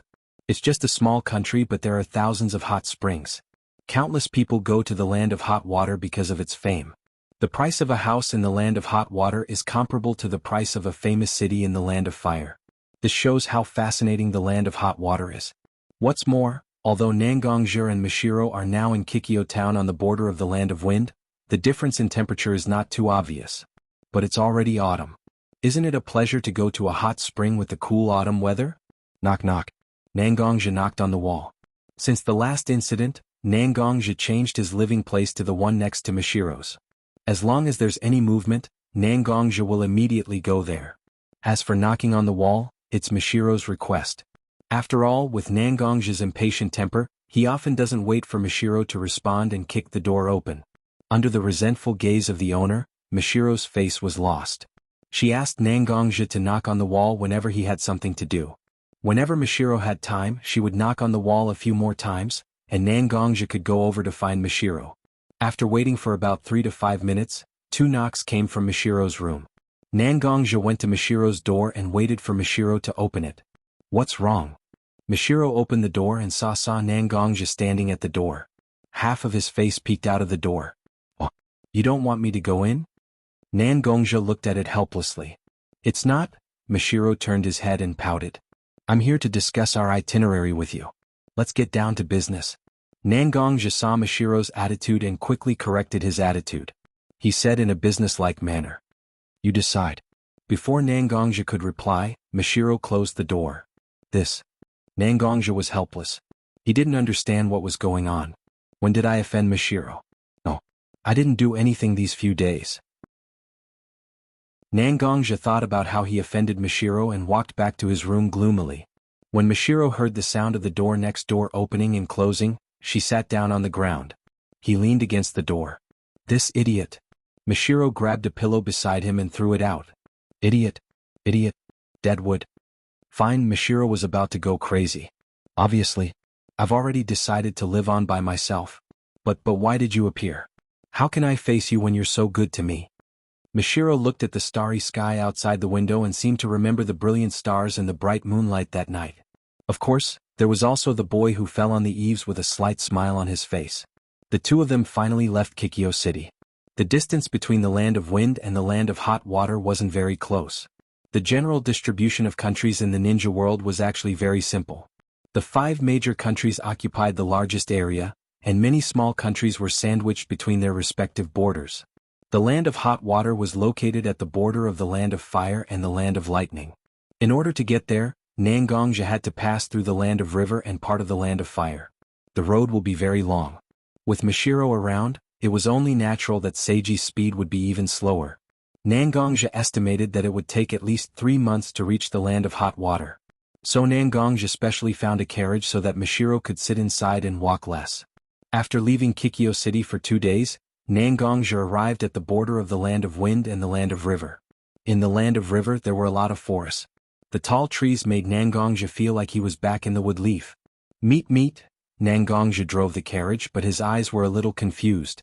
Although he was mentally prepared to face the truth, but when he really had to face it, he still felt a little nervous. After all, the person he suspected now is the most precious person to him. Just as Nangongja was thinking about how to face his sister while driving, Nangongja sat in the car. Nangongja suddenly took out a kunai from the ninja bag behind him and threw it at a tree behind him. Come out, don't hide. Nangongja got out of the carriage and looked at the direction of the tree coldly. Several ninjas also came out of the shadows. It seems that you are not honest. Nangongja pulled out his black sword and spread his internal force on it. Suddenly he turned around and cut the tree behind him. A huge blade of internal force gushed out and the tree fell down instantly. A figure also jumped out of the tree. San ninjas are still the same. Nangongja looked at his carriage, opened the curtain and said to Mishiro, who was sitting inside, "Wait a moment, there are a few rats following us." Although they are not very troublesome, they are a little difficult to deal with. I will deal with them as soon as possible. Mishiro nodded and looked at Nangongja, who was about to turn around and leave. She grabbed Nangongja's hand and said seriously, "Don't die. You promised to protect me?" Nangongja looked at Mishiro, who was holding his hand, and nodded. "Don't worry, it's just these losers. I don't care about them." After saying that, he got out of the carriage. Looking at the 6 ninjas who surrounded him in an instant, Nangongja began to observe. Among them, 4 of them were holding melee ninja weapons such as long swords, halberds, and the like. The other 2 didn't have anything, but the vigorous chakra aura from their bodies was enough to prove that they were at least Jonin-level ninjutsu ninjas. San ninjas really think highly of me. A total of 6 Jonins were sent to encircle me? Nangongja looked at them and couldn't help but smile, but the smile was particularly creepy. "I'm very curious, who leaked my whereabouts to San ninjas? Hotel owner, Yakuza boss? It's just these 2 people. It must be very difficult to bury a nail in Kikyo Castle. Don't worry, when I have time, I will help you pry out the nail." Chapter 42. The 6 San ninjas didn't say anything, just an endless silence. Several of them looked at each other, and the 2 ninjutsu ninjas with strong chakra fluctuations instantly converged their aura and chakra fluctuations. Of course, this was only temporary because as long as they use ninjutsu, it's impossible not to produce chakra fluctuations. Just like just now, Nangongja was able to find the people behind him because he used invisibility jutsu to hide in the canopy of a big tree. The 4 taijutsu ninjas in front of Nangongja made a rhombus formation and rushed towards him. During this time, many shurikens were shot from all directions to interfere with Nangongja. "Did you set up a trap when you were hiding?" Nangongja looked at the shurikens flying towards him, but it's useless. Nangongja quickly danced with the black sword in his hand, and internal force gathered in all directions and turned into a large net around Nangongja's body. All the shurikens rushing towards him were blocked. "Ha!" Nangongja roared, and the input of internal force increased, and the net around him seemed to have turned from an illusion to a substance in an instant. Sword rush. The big net was instantly fragmented, and the internal force sword marks that originally formed the big net turned into internal force blades flying around. He rushed towards the San ninja who was charging towards him with his shurikens blocked by the shurikens. The dense internal force sword marks directly made the 4 San ninjas unable to resist. However, the San ninjas didn't only know taijutsu. So far, Nangongja has only seen what Leaf Mike Dai and his son Mike Kai who only used taijutsu. Most of the other taijutsu ninjas mainly used taijutsu, but they also used ninjutsu to enhance themselves. Wind release, wind wall. A ninja who fell behind the other 3 taijutsu ninjas used wind wall to block in front of his group. It was used to stop the attack of the sword marks. However, it was difficult for them to avoid being blocked for a while. Black Lion Li Yang. "Protect me." Nangongja took advantage of this time to mobilize Li Yang's power. "Ah, get. I knew that following you would never be idle. How long after the battle ended? There is another battle. Very good, let's go all out." Li Yang was also very excited. Isn't a lion a warlike animal? Thunder from the sky, black armor covered his body. Nangongja was clad in black armor with lightning surrounding his body. His speed and strength had greatly increased speed. In the blink of an eye, Nangongja appeared behind the ninjas. Just as he was about to kill a person, he heard a sound behind him. Earth release earth. The ground under his feet instantly break. Nangongja also seemed to have lost his balance and his entire body staggered. Nai. He was about to stab. Wait. The leader of the ninja seemed to find something wrong and opened his mouth to warn him. But before his voice fell, the kunai had already pierced Nangongja's black armor. But the ninja didn't feel anything because the black armor was like jelly. Without using any strength, half of the kunai had already gone in. Haha. Nangongja suddenly laughed. "San ninja, you're so naive. How did you become a jonin?" Nangongja wasn't wrong. After the Shinobi World War, the San ninja suffered heavy losses. After all, the combination of White Fang and Tsunade was very violent. This ninja was a new jonin after the Shinobi World War. Obviously he was not strong enough to fight against a jonin.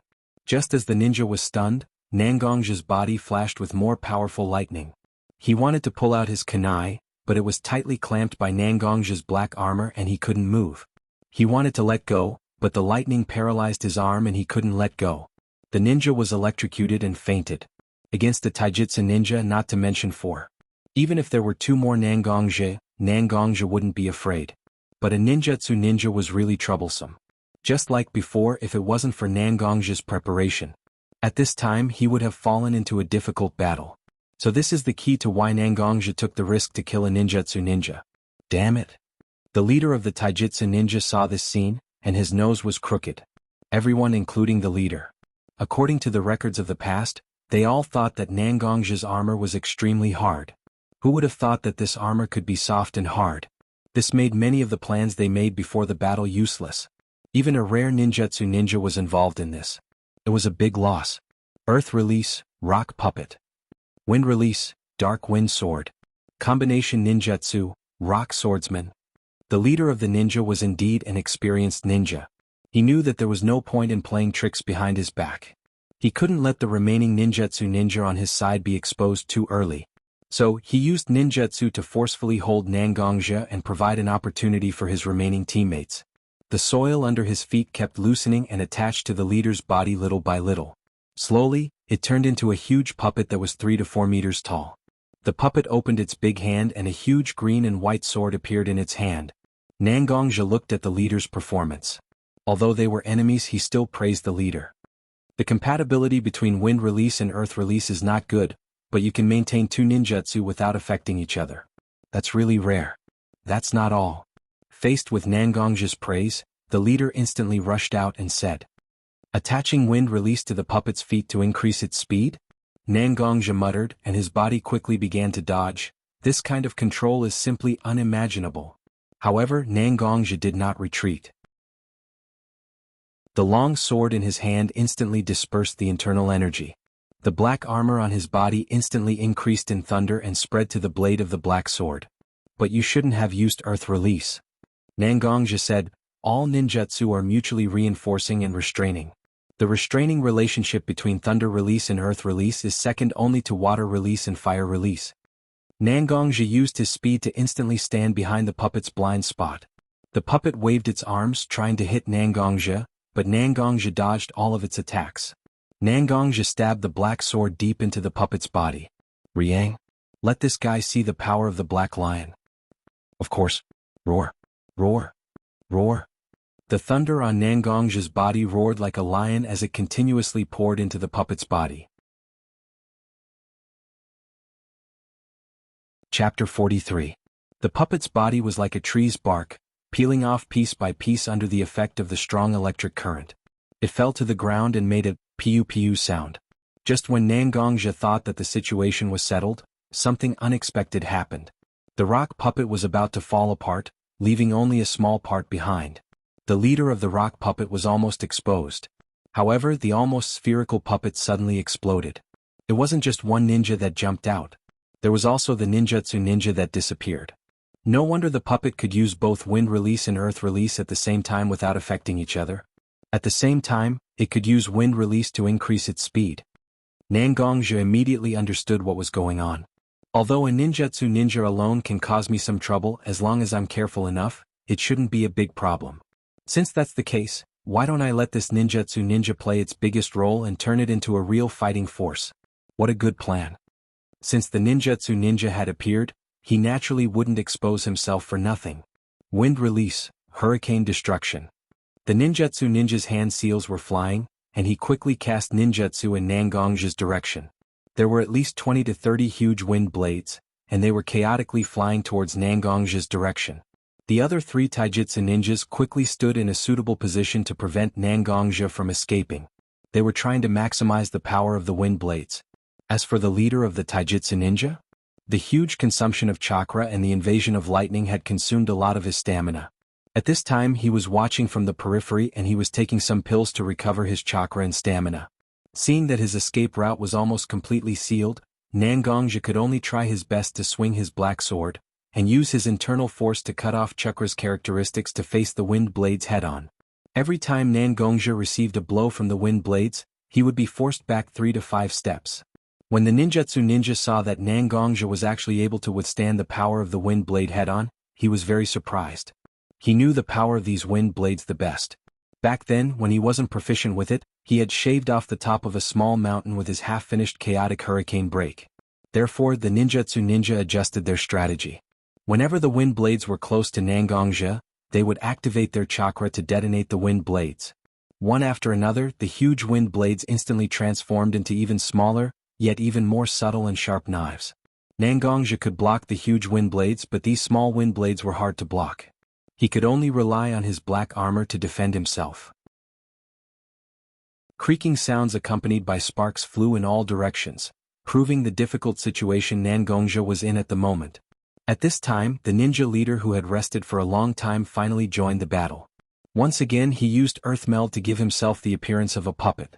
The huge puppet punched again and again, forcing Nangongja to face the sharpest part of the wind blades.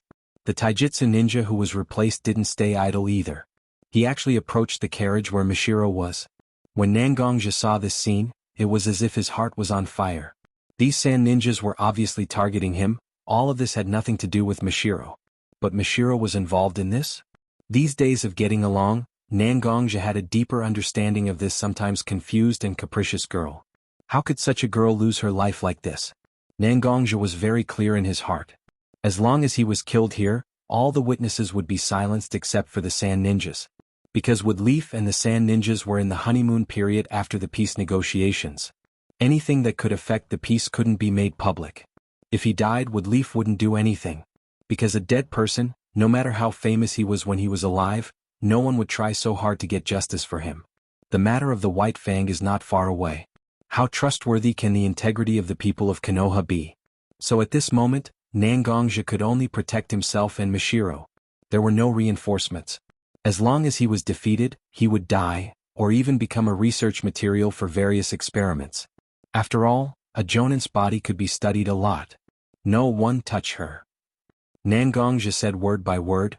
His tone was filled with an indescribable feeling. It was as if he was trying to endure an indescribable pain. Kid, are you crazy? Riang shouted in Nangongja's mind. That girl is dead. Without her, you would have been able to break out of the encirclement and wouldn't be in this predicament. Now you're using this kind of self-harming method to gain strength. After the strength dissipates, the long period of weakness and eternal pain is not worth it. That's right, Nangongja was currently overdrawing his strength. When Kai was receiving Nangongja's training, he didn't tell Nangongja all the contents of the Hashiman Tanku.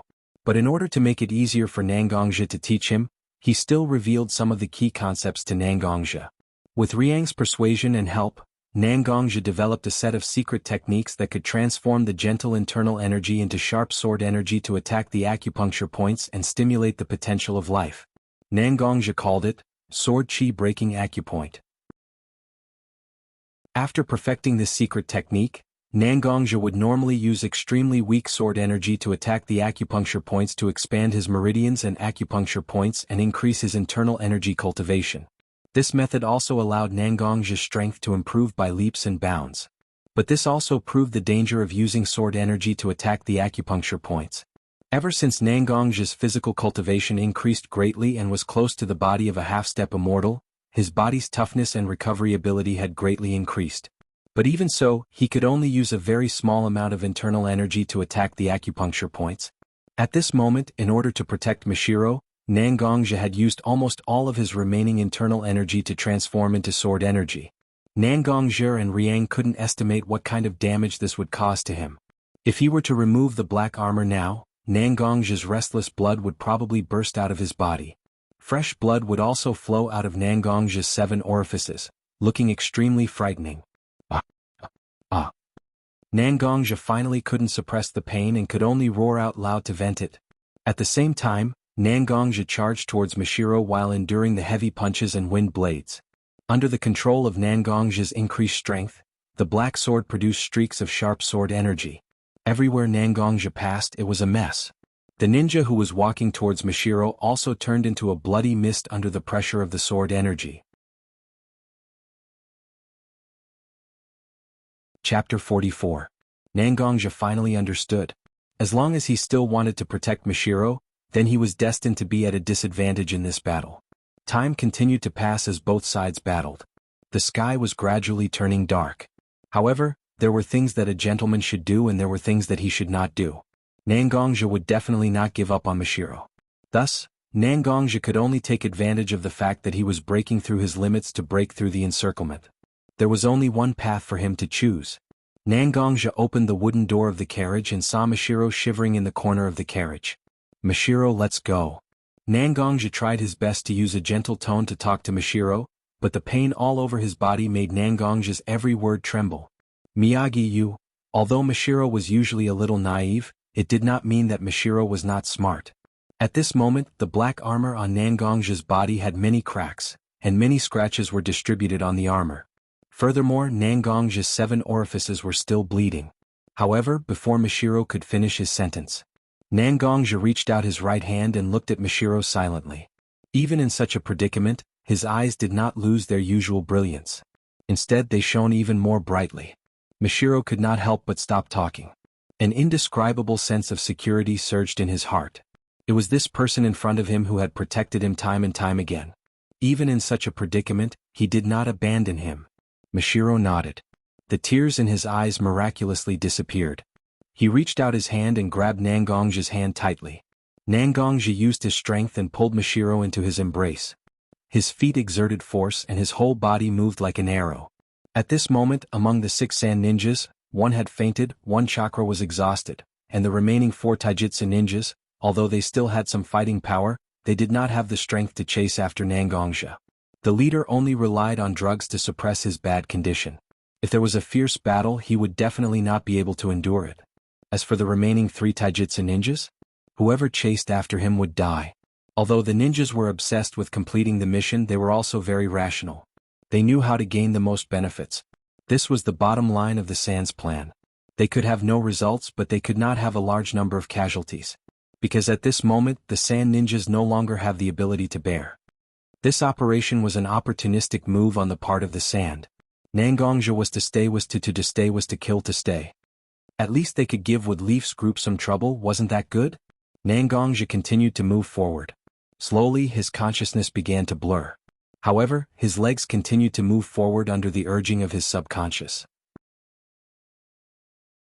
Until he was exhausted, Nangongja and Mashiro in his arms fell to the ground together. Gong gong. Gong gong. Mashiro saw Nangongja fall to the ground and struggled to get out of Nangongja's arms. He put Nangongja's body on the ground. Nangongja's black armor also disappeared shortly after Nangongja lost consciousness. Nangongja's body did not have the protection of the black armor. In an instant, the blood that was surging due to the sword chi flowed out of the pores of his body. His whole body instantly turned into a blood man. Nangongja was lying on the ground at this moment, was soaked with Nangongja's blood. Mashiro looked around and saw some tall trees. He was a little flustered. When did Mashiro experience such things? Coupled with the fact that Nangongja was covered in blood, Mashiro was even more scared. There was no way. Mashiro could only use all his strength to carry Nangongja on his back and move forward bit by bit with difficulty. Go east. A voice suddenly sounded in Mashiro's mind. Who is it? Mashiro was startled and sat on the ground. I am Li Yang, an existence similar to Nangongja's spiritual beast. Now that Nangongja has fainted, I am about to use up all my strength and fall into a deep slumber. In the east there is a village that I have just detected. If we go there, Nangongja can still be saved. Li Yang sped up his speech and quickly said the information he wanted to say. After that, he fell into silence. No matter how Mashiro shouted, there was no response. Mashiro was like a headless fly flying everywhere. At this moment, Li Yang could point out a direction for him. It was a very good target. However, Li Yang did not say how far east it was. Originally, Mashiro's physical strength was only slightly better than an average girl's. In addition, he had to carry Nangongja on his back. His physical strength was already lacking. In addition, the scene of a group of ninjas fighting created a huge psychological pressure on Mashiro. Therefore, Mashiro quickly ran out of energy. But at this moment, Mashiro could not stop. If he stopped, would the Sand Ninjas catch up with him? Also, Nangongja's injury was so serious at this moment. If he stopped, it would definitely not be beneficial to save Nangongja's life. Therefore, Mashiro could only clench his teeth. Slowly, a pair of shoes were worn out in many places on the uneven ground. Mashiro's soft arms and white cheeks also showed traces of blood under the various thorny plants in the forest. His clothes also became ragged. Mashiro walked in this deep forest for nearly the whole night. When the sky was about to turn white, Mashiro almost used his hands and feet to move forward. When he saw the outline of a village in front of him, his whole spirit relaxed. Mashiro fainted. Nangongzhi and Mashiro fainted under a big tree near the village. When Mashiro woke up again, he was lying on a wooden bed. The thick smell of decocting medicine lingered in the air. Turning his head hard, he saw Nangongzhi was wrapped like a dumpling on the bed on his right. "Sister, you're awake?" A voice sounded. Mashiro looked over. It was a little girl about 5 or 6 years old. At this moment, she was holding a bowl of decoction in her hand in front of Mashiro. As if feeling Mashiro's gaze, the little girl quickly said, "Sister, don't worry, you're too exhausted to speak. You'll be fine after some rest. Drink this bowl of decoction first, you'll feel much better." The little girl helped Mashiro up and helped Mashiro drink the decoction. "The condition of the brother with you is not so good. The injuries on his body are extremely serious. Although it's strange, there's a magical force that's promoting his recovery very quickly. But it still takes some time to recover."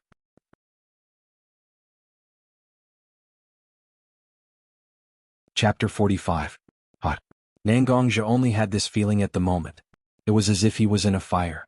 When Nangongzhi struggled to open his eyes, he found that he was surrounded by raging flames, and he was being dragged into a cellar by a pair of hands. "Mom?" Nangongzhi didn't know why he blurted out the name of the person in front of him. But the face of the person in front of him was particularly confused. Nangongzhi could only faintly hear the words, "live." The rest of the words were silent, but Nangongzhi could feel that the woman in front of him was very panicked at that time, but she still forced herself to calm down in front of Nangongzhi and hid Nangongzhi. After Nangongzhi was put into the cellar, the exit of the cellar was closed. The surrounding air was getting hotter and hotter, and Nangongzhi fainted under the effect of the hot air. Nangongro took the copper basin and walked to the room where her brother was. This was the 15th day after Mashiro woke up. "Sister, this is what brother wanted to exchange. Grandpa asked me to bring it to you." The little girl who woke up after Nangongro walked behind Nangongro and stretched out her small hand to pull Mashiro's clothes. She handed over a bowl of black ointment. This little girl was called Ling Er. As for the grandpa that the girl mentioned, he was the only doctor in the village and everyone called him Ah Wang. "Okay, I know. Thank Ah Wang for me." Mashiro took the ointment and smiled at Ling Er. But the reluctance in his smile couldn't be concealed. Ling Er and Ah Wang had been practicing medicine in this village for many years, so how could they not see such an expression? Nangongzhi's condition was not good at the moment. After Ah Wang's diagnosis, he found that Nangongzhi's body had a magical power that was constantly repairing Nangongzhi's body. But when the power was exhausted, this power disappeared a few days ago for unknown reasons. And Nangongzhi's injury was barely half healed. Until now, many of his veins, muscles and other internal structures had not recovered. He could only rely on the ointment that Ah Wang gave him to slowly heal. And until now, Nangongzhi hadn't regained consciousness. According to Ah Wang's explanation, Nangongzhi had used too much strength, and the surging blood brought a lot of pressure to his brain, which caused his whole body to fall into a coma. Mashiro watched as Linger walked out, then left the door ajar. Then he picked up a towel's bodies and a towel hand. His bodies picks as layers of black medicinal stains were wiped off, revealing Nangongzhi's bloodless skin. As Mashiro wiped away her tears, a layer of mist began to form in her eyes. "Gonggong, it's all my fault. If it weren't for the fact that you had to take care of me, you wouldn't have suffered such a serious injury." Mashiro's eyes were hazy with tears and he stuttered as he spoke. His entire being exuded a sense of self-blame. However, Mashiro's hands didn't stop moving. After he was done, he applied the black ointment on Nangongzhi's wounds. Just as Mashiro turned around and was about to apply some ointment on his wound, Lin Sanji stopped him. A large hand pressed down on Mashiro's head. His trembling hand slowly stroked Mashiro's hair. A weak voice rang out. "Mashiro has never been a burden to me. Mashiro is someone I want to protect." Mashiro's entire body began to tremble. He couldn't hold back the tears in his eyes and they gushed out. "Gonggong." He turned around and saw the person who was protecting him. Mashiro's heart was filled with complex emotions. He couldn't speak. He only reached out and grabbed Nangongzhi's hand. "Let me apply the ointment for you first. Applying the ointment is the most important thing. Since you're conscious now, Gonggong, your body must have recovered to a certain extent." Mashiro really couldn't express his feelings at this moment. He could only change the topic. He talked about Nangongzhi's injuries. "Thank you for taking care of me all this time." Nangongzhi said to Mashiro. "It's nothing. You were injured because you protected me. Then I should take responsibility for you, shouldn't I? Mashiro said as he applied the ointment. The two of them didn't say anything else. They just enjoyed the atmosphere at this moment. It didn't take long for Mashiro to finish applying the ointment to the wounds. Looking at Nangongja's smile, Mashiro suddenly lay down in front of Nangongja. He gently kissed Nangongja's cheek. This is your reward. Don't think too much. Masahiro's cheeks were red as she quickly walked out. Looking at Mashiro's back, Nangongja was stunned. Kid, you're quite lucky. Liang suddenly said in Nangongja's mind. Alright Liang. That's not the important thing now. Nangongja tried his best to calm his emotions. He calmly began to check his body's condition. Really? But that little girl just now walked through the forest for an entire night to save you. Even though she fainted from exhaustion, she still held onto your hand tightly. After losing Nangongja's internal energy, Liang could only rely on her own internal energy to recover her consciousness and ensure Nangongja's safety. Liang didn't see everything Mashiro did in the past half a month, but she knew most of it. Liang felt that these words should be said to Nangongja. Liang.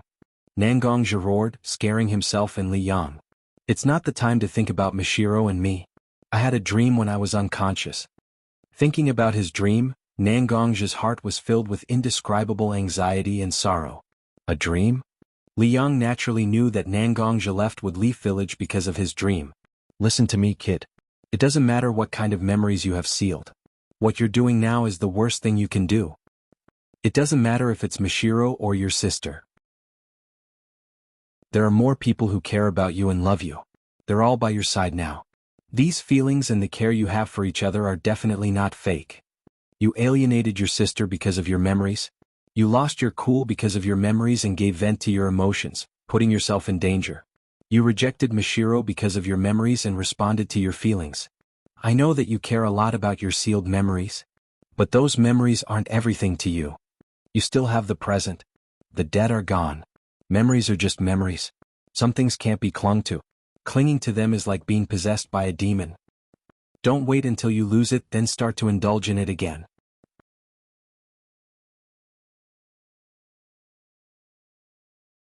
Chapter 46. Nangongja quietly listened to Liang's words, stretched out his trembling hands and took the black sword beside his bed. He held the black sword tightly in his arms. The coldness of the black sword was transmitted to Nangongja's body through the bandages. It was only a weak coldness, but it made Nangongja's whole body tremble. Liang, I understand what you said. I also understand what you want to say. But understanding doesn't mean I can do it. I'm different from you. I've only lived for a little over 10 years, and more than half of my memories have been sealed by someone. I killed a lot of people in the past few years. At the beginning I was scared. Every night when I closed my eyes, I could see the people I killed looking at me with bloodstains on their faces. Although they didn't say any words of hatred, my heart was scared to death. But I endured it. No matter how uncomfortable I felt, no matter how guilty I felt, I had to endure it. Because my sister, my only family in the world, is waiting for me to come home. My sister's stable life in Woodleaf needs my protection. So I can only keep killing. Whether it's the sand, the rock, or the mist. Whether it's civilians or ninjas. I can only kill them one by one. I know very well what will happen if I keep going on this road. Sooner or later I will end up like White Fang. That's it, I won't have a good death. Used by others, betrayed by others. Become a bargaining chip for others. But I still resolutely do it. There's no high goal. Peace in the ninja world, the will of fire. What does it have to do with me? I'm not such a great person. The whole education system in Woodleaf is to brainwash the villagers. Let them be instilled with the consciousness of sacrificing for the village.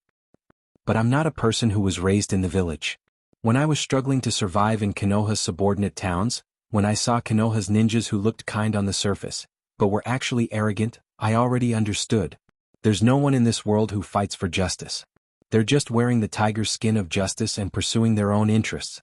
If a person really only pursues peace, then he will become a weapon for others. If a person keeps kindness in his heart, then his life will be taken by others. The sand ninjas call me Yama. What is Yama? To say it nicely, it's a person who harvests lives. To say it bluntly, an ugly demon. I decided to become an evil demon for Ruro's sake. But if such a person deceives me, what should I do? Liang. The reason why I escaped from Konoha was because of you. Not only because I wanted to escape but because I wanted to escape. More importantly, I don't want my most important spiritual pillar to be destroyed by my own hands. Nangongja didn't cry. His voice didn't even contain the slightest trace of sadness. Every word he said was calm and steady. It could be said that he didn't have any emotional fluctuations. These heart-wrenching words made it seem like he was narrating someone else's story. However, the black sword in Nangongja's arms trembled slightly. His knuckles turned white as he gripped the black sword too tightly. Nangongja's internal energy, which had been exhausted from healing his injuries, was now flowing rapidly. It was clearly a small stream, but it flowed like a river. Liang could feel all of this. Her heart and body were one, so Liang could feel Nangongja's anxiety and grief. Nangongja said a lot, including many important things. Nangongro was Nangongja's life support. This world was destined to be filled with sorrow. People wanted to protect themselves and the things they cherished. It was inevitable that they would hurt others. Businessmen exploited the commoners so that their families could live a better life. Commoners smashed, looted, and became bandits in order to survive. Ninjas controlled their martial arts and collected huge amounts of money in order to have enough income. Aristocrats, in order to maintain their ruling status, kneeled down and licked ninjas' boots and continued to exploit the commoners. Which of these simple words didn't represent rolling tears of blood? In this world, who wasn't a sinner? Therefore, a person had to have something to rely on in order to maintain their true self. What would happen if the sustenance collapsed? No one knew. Kid, you won't destroy your thing with your own hands. Liang said with determination. What? I can't find any reason to forgive Ro. Nangongja curled his body and hugged the black sword even tighter as he muttered. I've lived for so long. How could I not know about the filth between people? But sometimes the path that people face is wrong. Now to you, a crack has been pried open in your relationship with your sister. It's meaningless to try to mend it. But what if this crack is only on the surface? Li Yang's words had a hidden meaning, and he was secretly giving Nangongja pointers. You mean I don't hate Ro? Nangongja was very smart. When he heard Li Yang's words, he instantly understood Li Yang's meaning. If you really can't resist your sister, you won't leave with Leaf at all. If you really can't forgive your sister's deceit, you won't still call her by her nickname. Memories were only a part of one's life, but they were not everything. Your sister's care and affection for you has never been hypocritical. Liang said with a trembling voice. Every word was like a sledgehammer hammering Nangongja's heart. Suddenly, Nangongja seemed to hear a voice whispering in his ear. It was constantly persuading him to return to Woodleaf. Ask for the truth and let him truly let go of his worries. The voice kept getting louder and louder and it kept echoing. Ah! Nangongja cried out softly. He endured the pain in his body and stood up. He used his hands to remove the bandages on his body. He walked to the clothes rack, took off his clothes and put them on. Holding the black sword and his gauntlet, Nangongja opened the door and walked out. Gong. What are you doing? Seeing Nangongja like this, Mishiro immediately rushed over. Your injuries haven't healed yet, forcing yourself like this. What do you think? Mishiro stared into Nangongja's eyes, and the anger in his heart suddenly exploded. I want to go back. Nangongja looked at Mishiro and said emotionlessly. In Mishiro's eyes, he seemed to have become a stranger that Nangongja met by chance.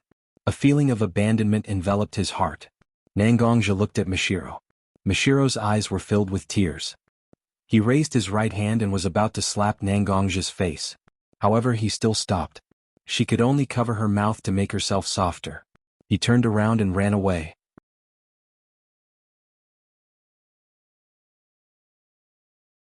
Chapter 47. Mishiro? Nangongja looked at Mishiro's back and whispered. Whether it's his feelings for Mishiro or Mishiro's attitude towards him, Nangongja is now very far away from him. That's why Nangongja pretended to be indifferent to Mishiro, hoping to end these feelings quickly. The combination of an ordinary person and a ninja is an extremely irrational behavior. Just like many soldiers returning home from the battlefield, they will have all kinds of psychological trauma. This is also an invisible burden for his family. In the shinobi world, ninjas and ordinary people live in two different worlds. Although there is contact, there is also an invisible wall separating the two. Nangongja still left, even though Mishiro has been staring at him with a pair of teary eyes from the side of the house.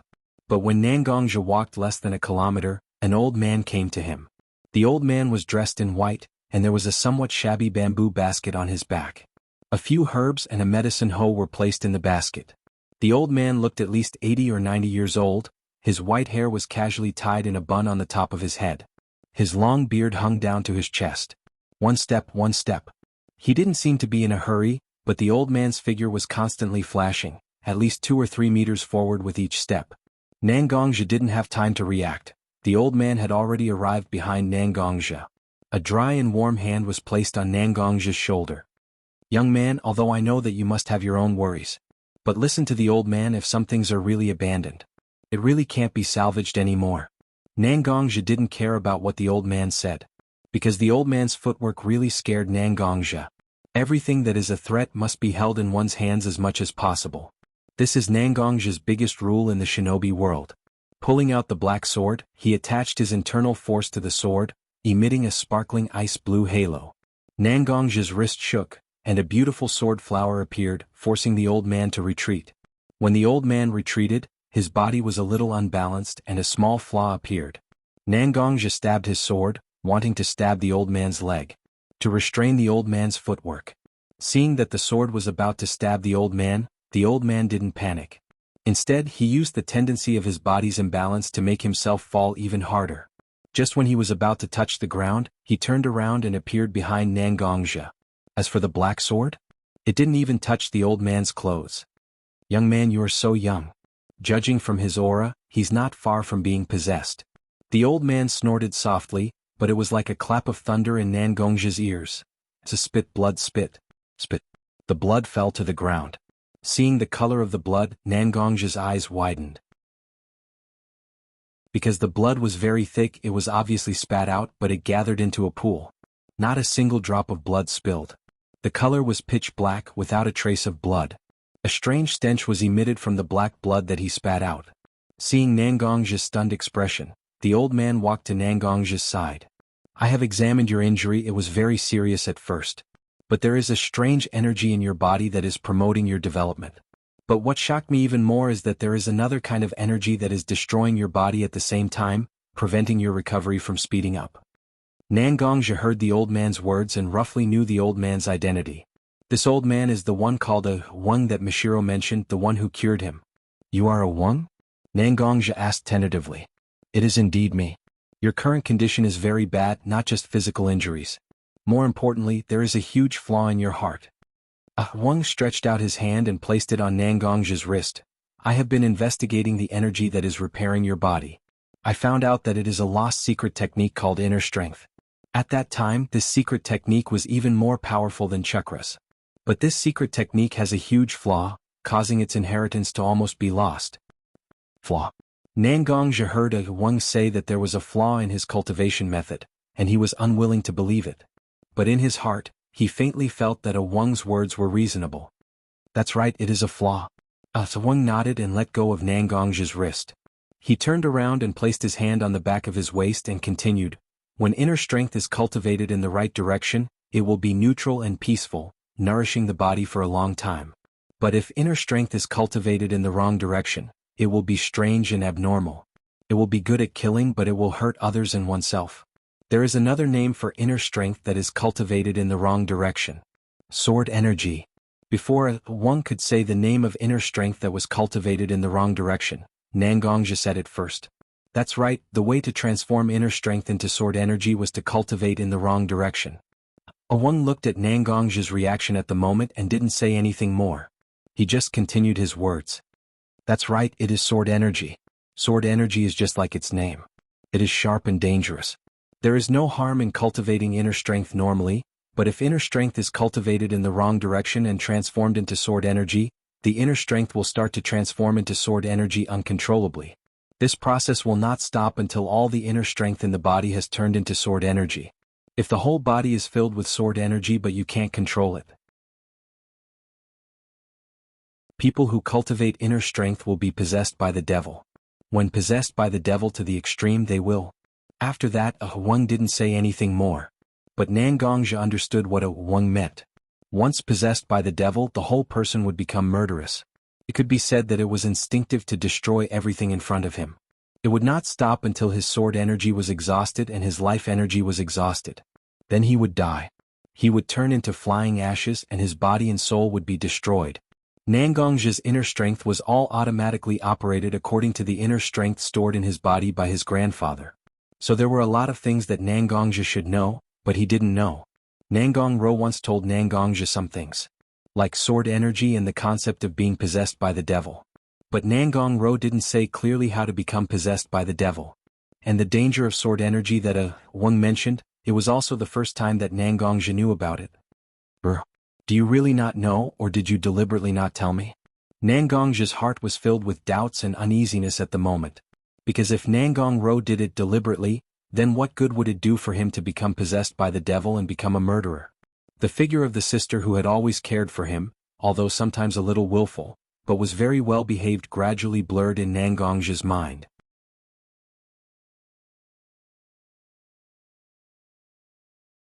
Chapter 48. Young man.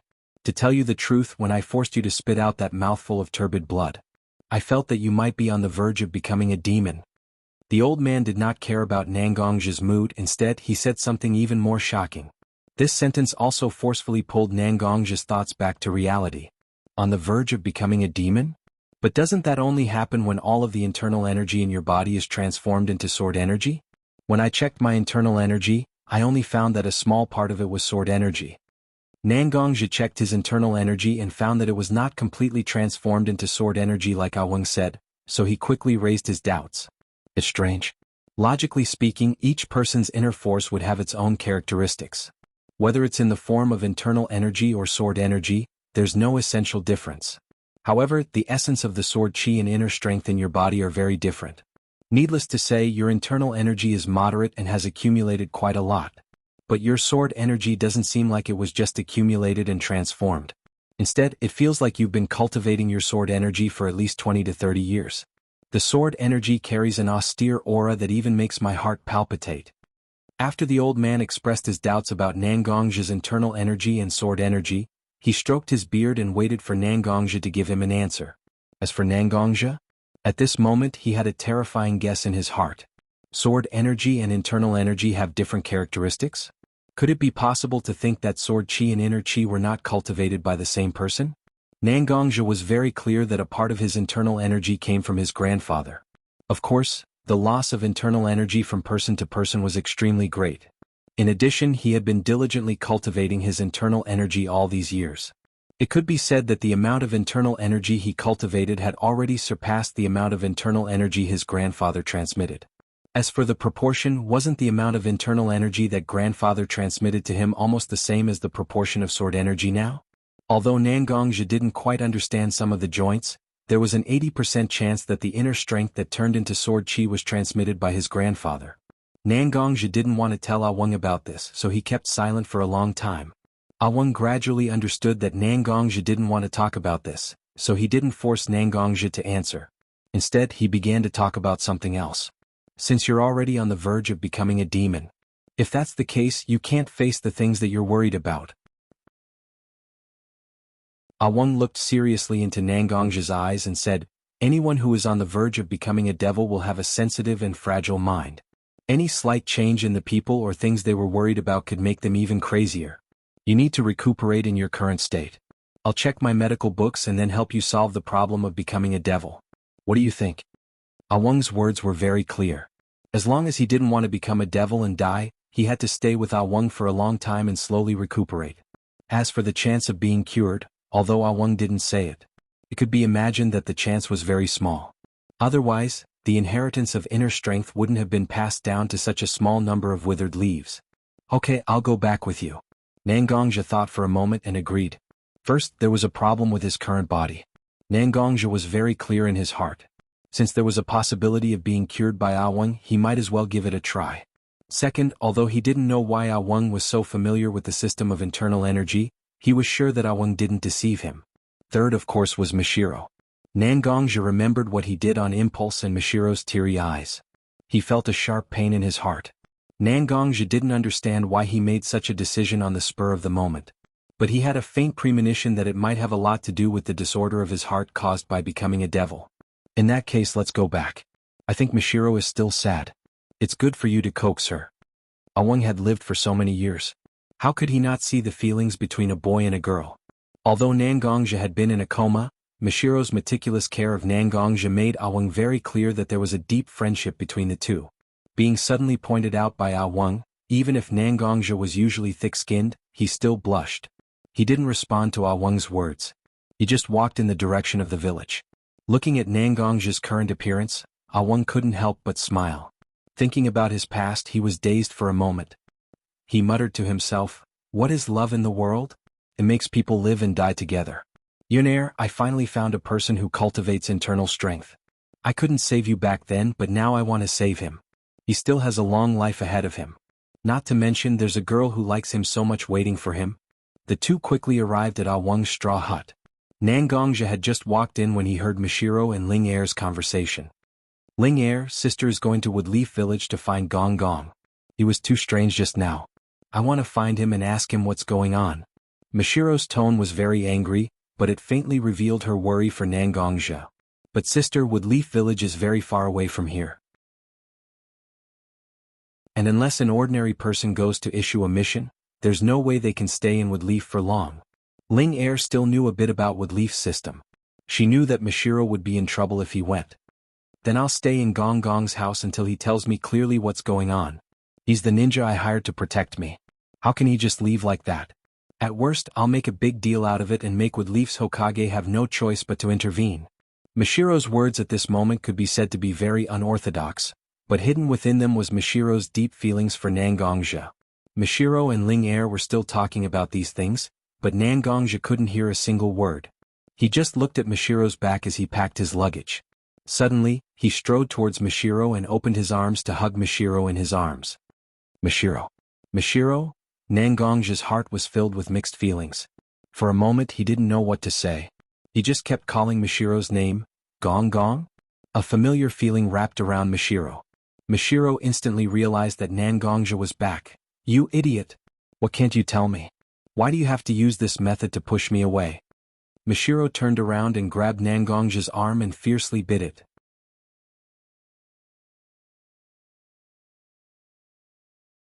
Chapter 49. After a long while, Mishiro finally let out a sigh of relief.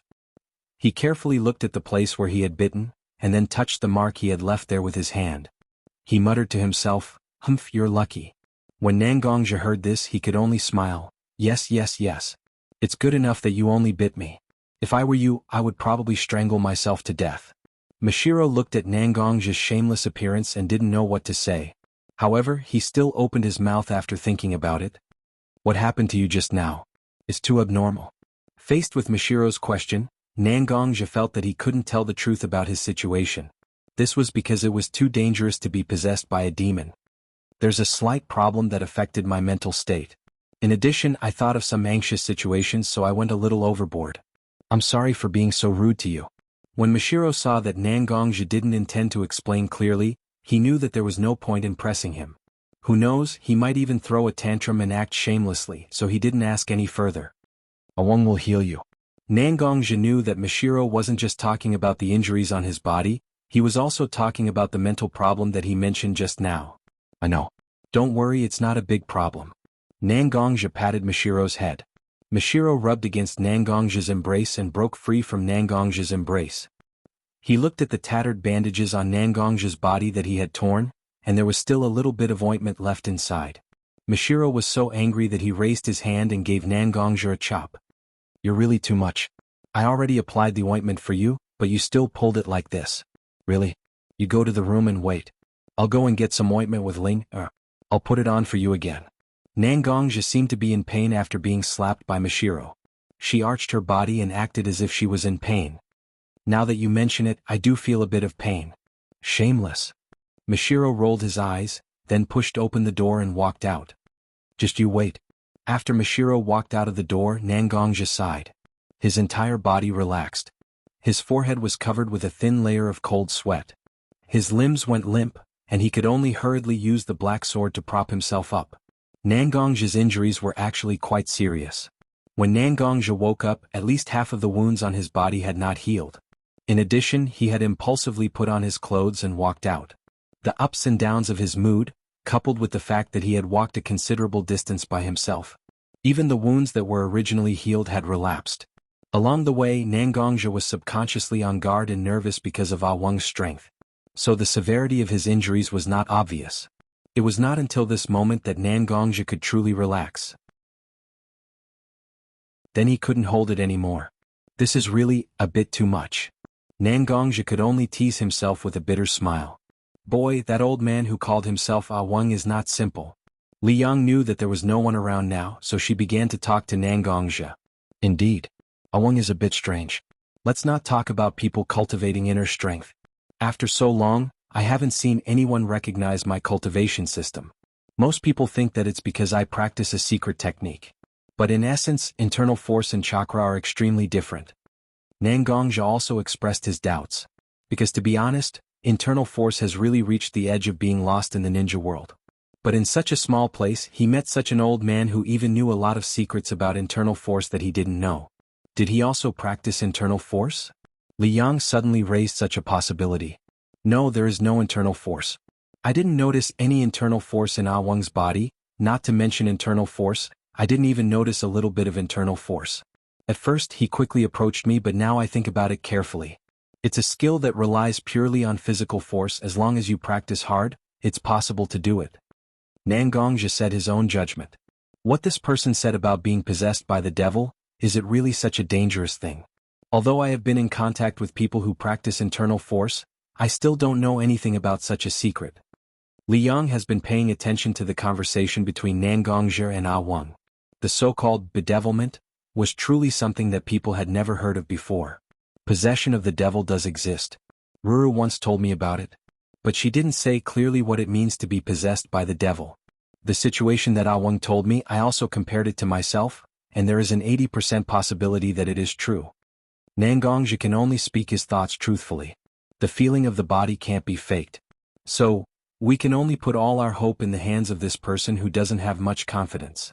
Li Yang suddenly felt a little, how to say it? She lost the sense of security of life. We have no choice. Nangongja could only choke out such a sentence in the end. Whether it's the devil or the sword energy, Nangongja is almost at the stage where he can use it, but he can't understand it at all. And Ah Wang, no matter how much he doesn't trust him. For life, for more possibilities, he can only rely on Ah Wang's character and medical skills. Nangongja and Li Yang's conversation ended. Li Yang fell asleep again and Nangongja leaned on the bed, waiting for Mashiro to bring the medicine. Gong gong. Mashiro pushed the door and came in with some bandages and a large bowl of ointment. Take off your shirt, I'll apply the ointment for you. Okay. Nangongja heard Mashiro's words, agreed and took off his shirt. With his back facing Mashiro, it was convenient for Mashiro to apply the ointment. Looking at the many scars on Nangongja's back, some were very new and some seemed to be a bit old. Mashiro has seen it many times, even when applying the ointment, his hands have touched these scars more than once. But whether it was before or now, Mashiro would feel some sourness in his heart. These years, this boy who was only a little older than him. In the ninja's environment, which was almost full of killing and blood, Nangongja really suffered a lot. Even now, Nangongja still suffered such pain. These years, it's been hard on you. Mashiro said very softly, but Nangongja still heard it. He just shook his head. Some things you just have to get used to it.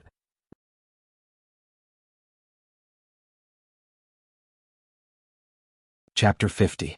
In the medicine room the smoke was lingering.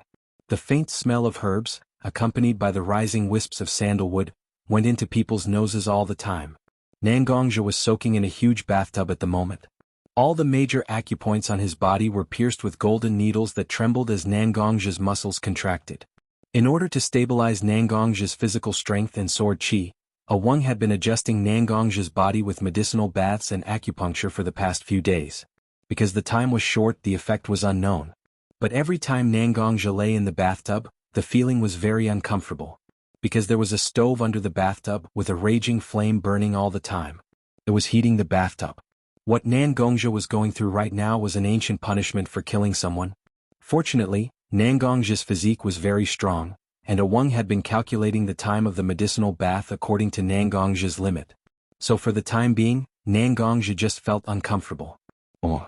It has been several days. I don't know how Ah Wang is going to control the sword chi in my body. Nangongja had been at Ah Wang's mercy for the past few days. It could be said that he was ravaged to a certain extent. After the torturous medicinal bath, Nangongja lay on a bamboo bed on the side. When Awang was about to continue the acupuncture, he raised his doubts. Awang ignored Nangongja and just looked at the golden needles in his hand. He took out a few particularly long golden needles and soaked them in a bottle of medicinal liquid. Then he walked to Nangongja with the golden needles. "Lie down," Awang said. Nangongja lay down on the bed, but he still turned his head, wanting to get an answer. Seeing that Nangongja would not give up until he achieved his goal, Awang began to tell Nangongja his treatment plan. Sword Chi is actually a double-edged sword. If you use it well, not only can your strength increase, but you can also use the characteristics of Sword Chi to put yourself in an indescribable fighting state. You can fully exert your ability. Nangongja thought about it and found it was true. Although Nangongja's emotions would become a little off after using Sword Chi, he could feel that his swordsmanship and Sword Chi were extremely compatible during the real battle. Furthermore, his ears were sharp and his eyes were sharp. When he carefully sensed it, he could even feel a slight coolness in his mind, allowing him to maintain a strange calmness. Therefore, I have 3 treatment plans here: upper, middle, and lower. The first one is the worst. Use acupuncture, medicinal baths, and many other methods to guide the Sword Chi out of your body. In this way you will naturally lose your foundation and collapse. But this will greatly damage your muscles and veins. Even if you rely on the strong self-healing ability of your internal force, there will be a long period of weakness. At the very least, it will be counted in years. Take into account that you are a ninja. It is too dangerous to lose the ability to protect yourself, so this is the worst. The second one is the worst. I can weaken the Sword Chi in your body to the greatest extent, and maintain it in a relatively stable state. You have to come to me regularly to guide the Sword Chi out of your body. Of course, I can also give you the method as long as you find a qualified medical ninja. It can also be done. However, if you do that, your inner strength won't grow any further. Because every strand of internal force you cultivate will be assimilated by the Sword Chi, and in order to prevent the Sword Chi from growing, you have to guide the Sword Chi out of your body. If this is repeated, your internal force will not grow. The third one is the best. The Great Tao is 50 and Heaven is 49. Naturally, it still contains a glimmer of vitality. Internal force and Sword Chi come from the same source, but their natures are completely opposite. Everything in the world is just yin and yang. If you can adjust the ratio of internal force and Sword Chi, mix the two, you have me, I have you. His inner strength had become more aggressive, and his Sword Chi had become more neutral. Then, you will have an extremely terrifying development potential. However, this method is also extremely dangerous, because you will be on the verge of becoming a demon at all times. If you are not careful, you will fall deep into the demon's den and be unable to extricate yourself. And this method is also the one that I can use the least. You can only rely on your feelings to reconcile the two. In your current form, your Sword Chi still needs to be transformed more. And more Sword Chi represents that you are closer to the abyss of becoming a demon. So, although I said that there are 3 strategies, the best, the middle, and the worst, but each method has its drawbacks. No one can have the best of both worlds. In fact, the premise of these methods has not been achieved. You still need to strengthen your body and spirit. Let your mastery of internal force and Sword Chi increase. Truly understand your power and not only know half of it and can only apply it. What I can do is to guide you. The only one who can really cure you is yourself. Awang finished his long speech. But the amount of information contained in it made Nangongja's head buzz. None of the 3 methods was actually a cure. The worst and middle strategies were only treating the symptoms and not the root cause. They temporarily alleviated the crisis of becoming a demon. But they did not really solve the problem of becoming a demon. Not to mention the best strategy, that was to gamble with one's life. To see if one could really reconcile the 2 forces. It sounded like it was just to maintain the balance between the 2. But how long has it been since ancient times? How long had the internal energy existed? Although there were no clear records, it must have been hundreds and thousands of years. During this long period of time, how could there not be many geniuses born? But the system of internal force was still declining. Even the important treatment method of becoming a demon was not passed down. That proved that the so-called best strategy was actually just an idealized theory. It was not certain whether it would work. So these 3 strategies. In terms of benefits, the best strategy was naturally the biggest. But in terms of safety, the worst strategy was the safest. There was a period of weakness in exchange for his life. It was not a loss. But Nangongja was now in the stage of adolescence. Years of recuperation was unbearable for Nangongja. A ninja without strength, could he still be a ninja? Moreover, before becoming a ninja, Nangongja was also a swordsman. A sword would rather break than bend.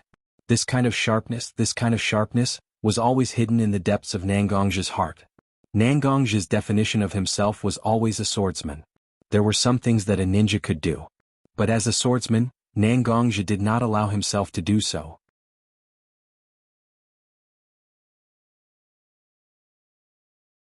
Chapter 51. Nangongja looked at the black sword beside him. The black sword's jagged surface reflected the light from time to time. Awang, I am a ninja and I am also a person who cultivates internal strength. But before that, I was a swordsman. Although today the swordsman group has almost been abandoned by history. But I still believe that I am a swordsman. Ants drag out their lives, but swordsmen would rather die. Of the 3 plans you gave me, the worst one is actually the least dangerous one. But I still don't want to choose it. As a swordsman, my will and the long sword in my hand don't allow me to live like this. So I choose the 3rd plan. No matter if I live or die, I won't live in vain, right? After Nangongja said these words, he suddenly felt his whole body and spirit relax a lot. Awang took a look at Nangongja and slowly shook his head. He slowly stroked his snow-white beard with his withered hand. Aha! You swordsmen are all so stubborn.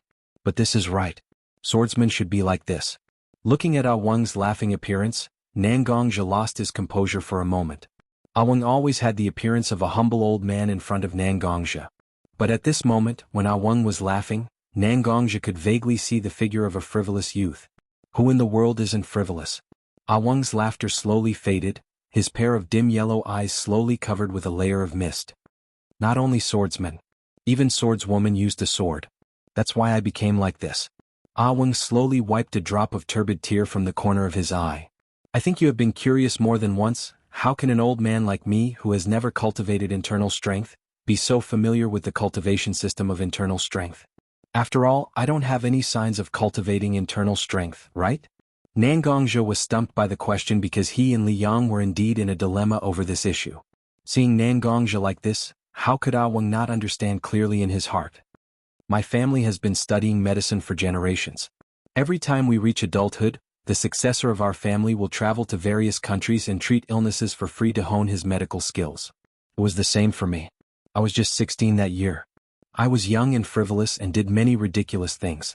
I also got to know a lot of people that I will never forget. One day, I was still on my way when I found a young girl who had fainted on the side of the road. At that time, the world was not stable, and the Shinobi World War was on the verge of breaking out. A young girl is different from me.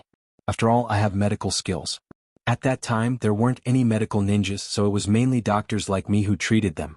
So my life won't be in any danger. It was too dangerous for women in that era where demons danced wildly. So I went to her side and used first aid to save the young girl. So I took her with me. After a long time, she must have developed feelings for me. Her name is Yun. Like you, she is a cultivator of internal energy. But she is not the same as you because her strength is very ordinary. The shinobi world was in turmoil, so we naturally encountered a lot of dangerous situations. I had no strength, so Yun taught me a set of body techniques in order to give me some strength to protect myself. It's the set you saw before. But that's because I didn't practice it well, and my ability to escape was just ordinary. So, many times Yun secretly began to use sword energy to protect the safety of the two of us. After a day of accumulation, the proportion of sword energy in Yun's body became heavier and heavier. When I noticed it, Yun was already possessed by the devil. At that time, Yun was extremely ruthless when dealing with the enemy. That kind of Yun was no longer the Yun I knew. Yun told me some things about internal energy and sword energy from time to time. So I relied on my family's golden needle tribulation method to seal the sword energy in Yun's body. So Yun's consciousness returned to normal. I told Yun that I could draw out all of her sword energy. In this way I could save her. But Yun still refused. Yun was also a swordsman. Just like you, a stubborn and proud swordsman. You can abandon anything, but you are never willing to abandon your pride. After that, Yun was completely possessed by the devil. It was me who personally sent Yun away. This is the pain of my life. That's why I wanted to help you when I saw you. In my life I can't forget Yun. I thought if I can save you, When I saw Yun-Er in the underworld, I could tell her that the internal energy is not gone. The swordsman also did not disappear. Because I tried my best to save her, Junior. When Wang said the last part, the tears on his face couldn't stop flowing. But Wang seemed to be unaware, just blindly indulging in his story and feelings. Who doesn't hurt in the world? How could everyone not have some sorrowful feelings? Just like Wang and Yun-Er's past. Just like Nangongzhe and Mashiro now. Even, just like Nangongzhe and Nangong Ro's feelings. After a long time, Wang finally broke free from his sad mood. Young man, I've made a fool of myself. Wang's old face showed a free and easy smile. These old things have been buried in my heart for a long time. Suddenly saying it out loud made me forget myself to this extent. But it's fortunate. I met you. If you can live, I have one less regret. Looking at Wang, Nangongzhe suddenly felt a sense of emotion lingering in his heart. If he grew old, would he be able to recount the past and tell others about it with relief and carefreeness? Sorry. Nangongzhe suddenly said, I did doubt your motives before. After all, the internal energy is very important. I have to be careful. It's okay. Wang waved his hand to show that he could understand. The two didn't say anything more, and Wang quickly finished inserting the needles on Nangongzhe's back. There weren't many needles on Nangongzhe's back, but they were all along the spine. Each needle was very long, not only poking into the flesh. Under Wang's superb skills, these golden needles went deep into the spinal cord. Some medicinal liquid on the golden needles was injected into Nangongzhe's spine through the guidance of the golden needles. These medicinal liquids were all drugs to promote blood production and increase physical strength. In this way, it stimulated Nangongzhe's body to recover, and at the same time, stimulated the operation of the internal energy.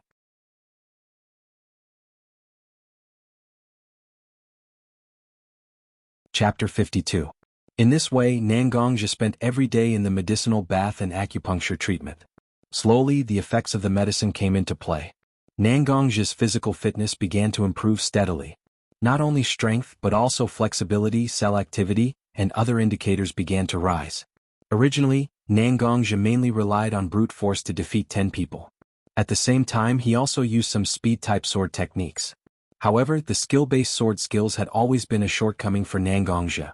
Because Nangongzhe did not start practicing from a young age. At the age of 11 or 12, although his muscles and bones were not completely shaped, he was still not as flexible as those who started practicing since childhood. The medicinal bath prepared by Wang and the medicinal liquid on the golden needles during acupuncture had greatly stimulated Nangongzhe's tendons, meridians, and bones that had already been shaped. It made up for Nangongzhe's original shortcomings. Moreover, Wang seemed to have developed a prescription to balance his internal strength and sword energy. In the past few days, Nangongzhe's internal strength and sword energy had reached a balance. Without using internal strength and sword energy, Nangongzhe's signs of being possessed by the devil had stabilized after using the medicinal bath. Young man, in the past few days your physical condition has generally stabilized, right? Wang asked after removing the needles from Nangongzhe. Thanks to Wang's tireless efforts in recuperating my body these days, I am indeed much better. Moreover, my mental state is not as irritable as before. Nangongzhe sat up from the bamboo bed, picked up his clothes on the stool next to him and put them on. After feeling his physical condition, he answered Wang's question. Very good, then this will be the last acupuncture treatment I will give you. Wang nodded and put away the golden needle in his hand. The last time? Nangongzhe was suddenly a little confused. Was Wang going to change the treatment method? What do you mean? Nangongzhe asked. I've already done all that I can with my medical skills. The effects of those medicinal baths and liquids have already reached their limits. So there's no point for you to stay here. Wang stroked his beard and said indifferently. So, whether or not I can break free from this demonic state will depend on my own luck? Nangongzhe mumbled to himself. Then Nangongzhe supported himself on the bamboo bed and stood up. He bowed deeply to Wang. Wang didn't stop Nangongzhe. He just looked at Nangongzhe and waited for Nangongzhe to say something. Thank you, sir. Actually, you and I are not related, but sir has been very considerate of me.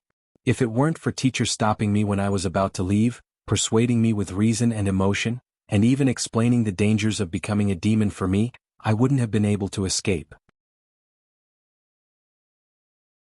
My life and my relationship with Mashiro would have been in an unsalvageable situation. Looking at Nangongzhe's current state, Wang didn't say anything. but his eyes were filled with emotions. If Yun-er didn't die early, perhaps Ah-Weng would have his own children. Presumably he would have a grandson as old as Nan Gongxia, right? Young man, actually, I have a presumptuous request. After hesitating for a long time, Ah-Weng finally opened his mouth. You're my savior. If you need any help, I'll naturally help. There's no need to say any presumptuous request. Nan Gongxia heard Ah-Weng's words and quickly agreed. I've been studying medicine all my life, so I've long been open to life and death. Life and death is just a way of living, and I'm not that stubborn. But after all, I'm still living in this world, and there are some things that I can't let go of. Ah-Weng turned around and opened a window in the medicine hut. In the courtyard, Mashiro was playing with Ling-er. Nan Gongxia followed Ah-Weng's line of sight and saw Ling-er. You're saying? Nan Gongxia already had some guesses in his heart. That's right. Actually, my time is almost up. At most, I can only struggle at death's door for 1 or 2 years. Although he was clearly talking about his own life and death, Ah-Weng didn't seem to be the least bit strange. Instead, it was as if he was talking about someone else's matter. So, you hope that I can take care of Ling-er? Nan Gongxia roughly guessed Ah-Weng's meaning. Ling-er and I don't have any blood relations. Back then, I came to this village to practice medicine. There's a huge outbreak of plague here. 9 out of 10 houses are empty and many people have died. The rest of the people also ran away. When I passed by, I wanted to collect some samples to study the characteristics of this plague. I wanted to use my medical skills to eliminate the source of the plague and make this place habitable again. However, when I walked to the door of Ling-er's old house, I heard a burst of baby crying. Ling-er's house wasn't in the densely populated part of the village. Instead, it was a bit remote. So when the people in the village fled, they didn't find that there was a baby in this house. So I brought Ling-er out. I don't know what her real name is, but I saw a string of bells on her hand, so I called her Ling-er. Over the years, Ling-er is really like my granddaughter. But the ninja world has always been turbulent. When I was still here, the people of various countries would give me a little face. Plus, the strategic value of this village is not great, so Ling-er can have a relatively safe living environment. But if I leave, I'm really worried about Ling-er's safety. You're a woodleaf ninja, and your strength is also very outstanding. I hope I can entrust Ling-er to you and let you take good care of her. When talking about his own life and death, Ah-Weng was very indifferent, but when he talked about his concern for Ling-er, his love overflowed. The love and care in each of his fists was truly touching. You can rest assured that Ling-er is your granddaughter. These days, whether it's me or Mashiro, we've been infected by Ling-er's naive kindness, and we treat her as our own sister.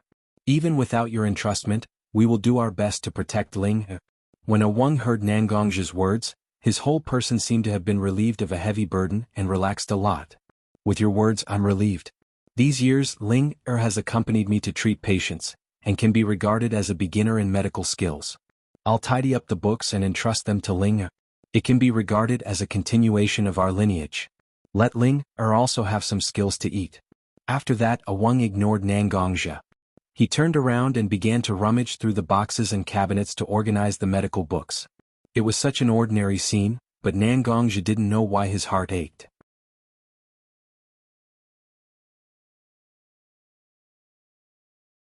Chapter 53. After a few days, Nan Gongxia packed his luggage and took Mashiro and Ling-er on a long journey. He didn't know what Ah-Weng told Ling-er, but when Ling-er left, she was very excited. She was like a primary school student who knew she was going on an outing, pure and happy. But how could a child's mood not be fluctuating? When Nan Gongxia and the others walked for about half a day, it was already close to noon. They stopped and prepared to cook. At the same time, they were brewing a medicinal soup for Nan Gongxia to maintain the balance of his internal energy. I don't know if Grandpa has eaten lunch. Looking at the burning firewood, Ling-er suddenly muttered to herself. Then his expression became somewhat gloomy.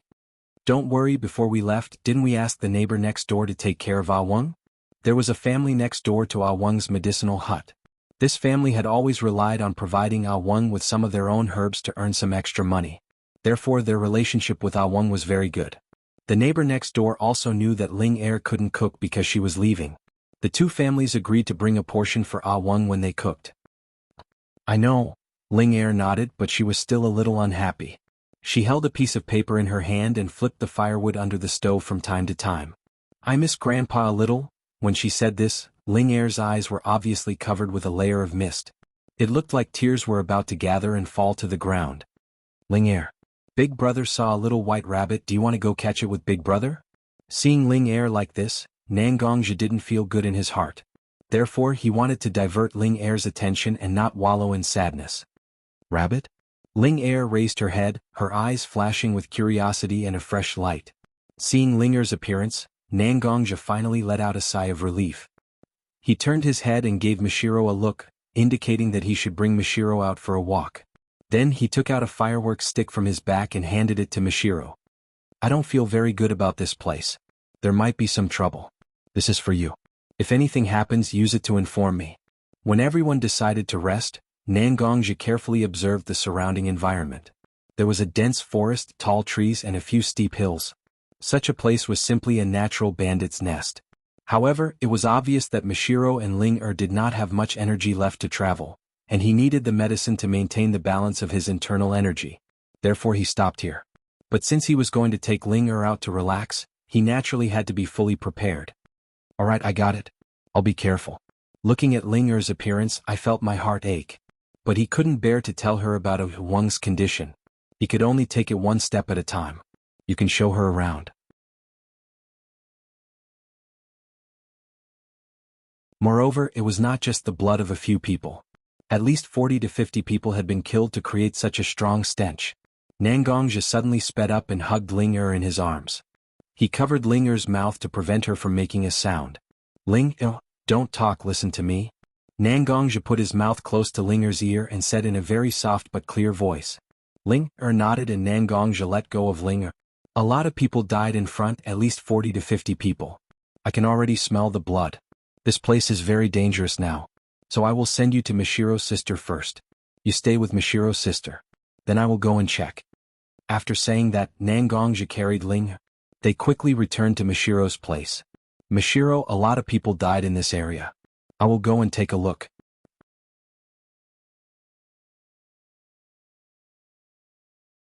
Chapter 54. Hearing Nangongzhi's words, Mishiro understood the situation. He reached out and grabbed Nangongzhi's sleeve. You must be careful. You are injured and can't use your full strength.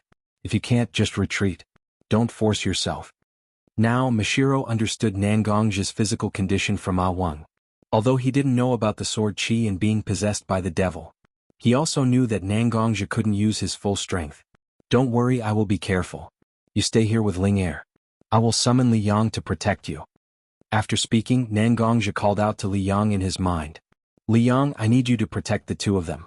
Can you shrink a little? Without a doubt, Li Yang's huge figure was a huge target for them.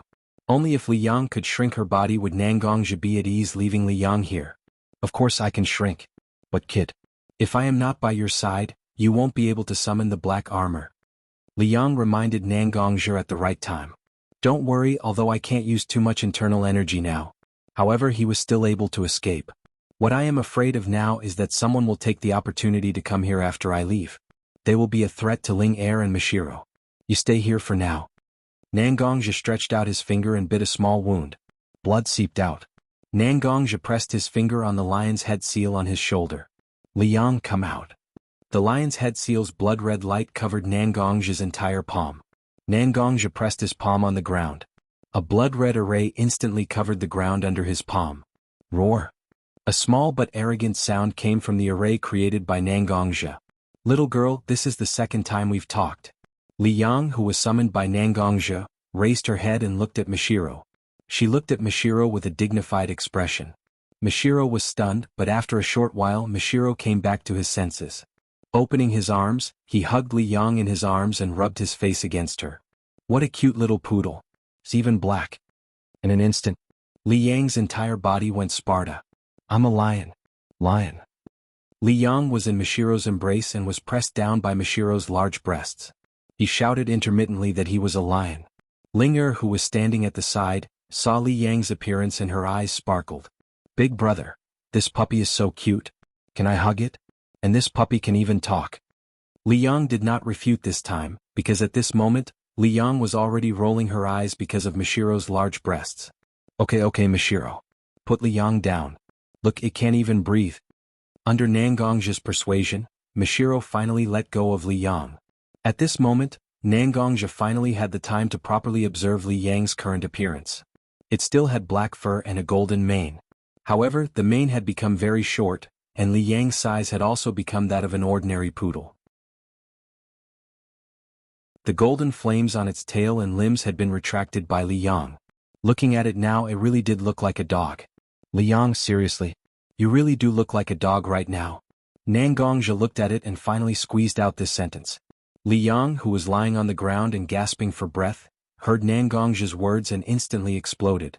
It looked at Nangongzhi and bared its teeth. Isn't it because you wanted me to become smaller? The only way I can become smaller is to seal all the strength in my body and turn into a child. But, no matter what, I am still a lion. A lion. Not a poodle. You are insulting my pride as a lion. Li Yang shouted with all its might. However, it still looked like it was trying to cover up something. Nangongzhi did not want to continue this topic with Li Yang for too long. After all, there was still a matter that involved dozens of lives waiting for him to investigate. Therefore he said to Mishiro, I'll leave Li Yang to you guys. He is my spiritual beast. Although he looks like this now, he is still very reliable. If anything happens, he will protect you guys. And I will be back. Hearing Nangongzhi's words, Mishiro nodded, indicating that it was fine. Therefore Nangongzhi ran toward the source of the smell of blood. Of course, after a few steps, he heard Li Yang scream. Nangongzhi did not care about this matter. Anyway, with Li Yang's current appearance, it would be strange if Mishiro and Ling Er let him go. Soon, Nangongzhi relied on his physical fitness and the light body technique he learned from Ah Wang to quickly find the source of the smell of blood. Nangongzhi stood on a wide branch, holding the trunk with his hand. Looking at the scene in front of him, he felt a little uncomfortable. After all, Nangongzhi was a person who had experienced the Shinobi World War. What kind of killing scene has he not seen? However, the scene in front of him was so bloody that it was hard to accept. On an open space of nearly 200 square meters, it was covered with broken arms and limbs. One by one, the severed arms and legs were placed in a pattern. It formed a huge formation. The body of a person who was cut into a stick was placed in the middle of the formation. It was like a jindo. Whether it was the severed arms and legs or the body of a stick, they were still very fresh and bleeding. The blood that was constantly flowing out gathered on the ground and flowed along the pattern of the severed arms and legs. It left a deep bloody mark on the ground. Nangongzhi finally understood why he smelled the strong smell of blood. This was deliberately done by the person who created this scene. They relied on the blood of these dead people to draw this formation. This formation. Why do I feel like I have seen it before? Nangongzhi suddenly felt that the formation he saw was somewhat familiar. It's similar to the cult totem that I saw in the cult extermination mission that I participated in. Nangongzhi suddenly remembered. When he was besieging the cult members were all fearless and rushed toward the woodleaf ninjas who were besieging him. He kept shouting for the protection of the Lord Evil God, saying that he would definitely become immortal. Then, they threw themselves in front of a group of ninjas and desperately wanted to bite off a piece of flesh from the woodleaf ninjas. Evil God cult? Nangongzhi muttered. Then he jumped into the blood formation and walked to the center of the formation. This jindo wasn't a traditional jindo. Instead, it was a bit like a well, empty in the middle. Nangongzhi stood on the edge of the well and looked at the bottom of the hollow part.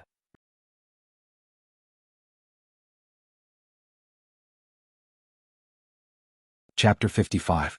In the center of the temple, a silver-haired boy was submerged in blood. The viscous blood had begun to turn black, and some of it had even condensed into blood clots sticking to the boy's hair. This person doesn't look like one of the victims.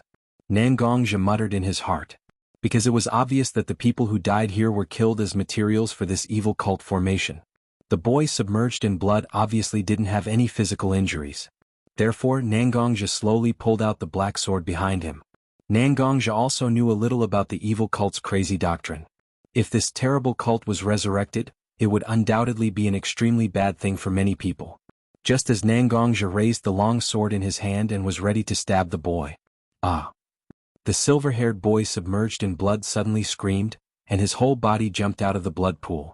Finally, the black-clothed youth landed on the edge of Jingguan Temple amidst the rain of blood that splashed in all directions from Diandian's jump.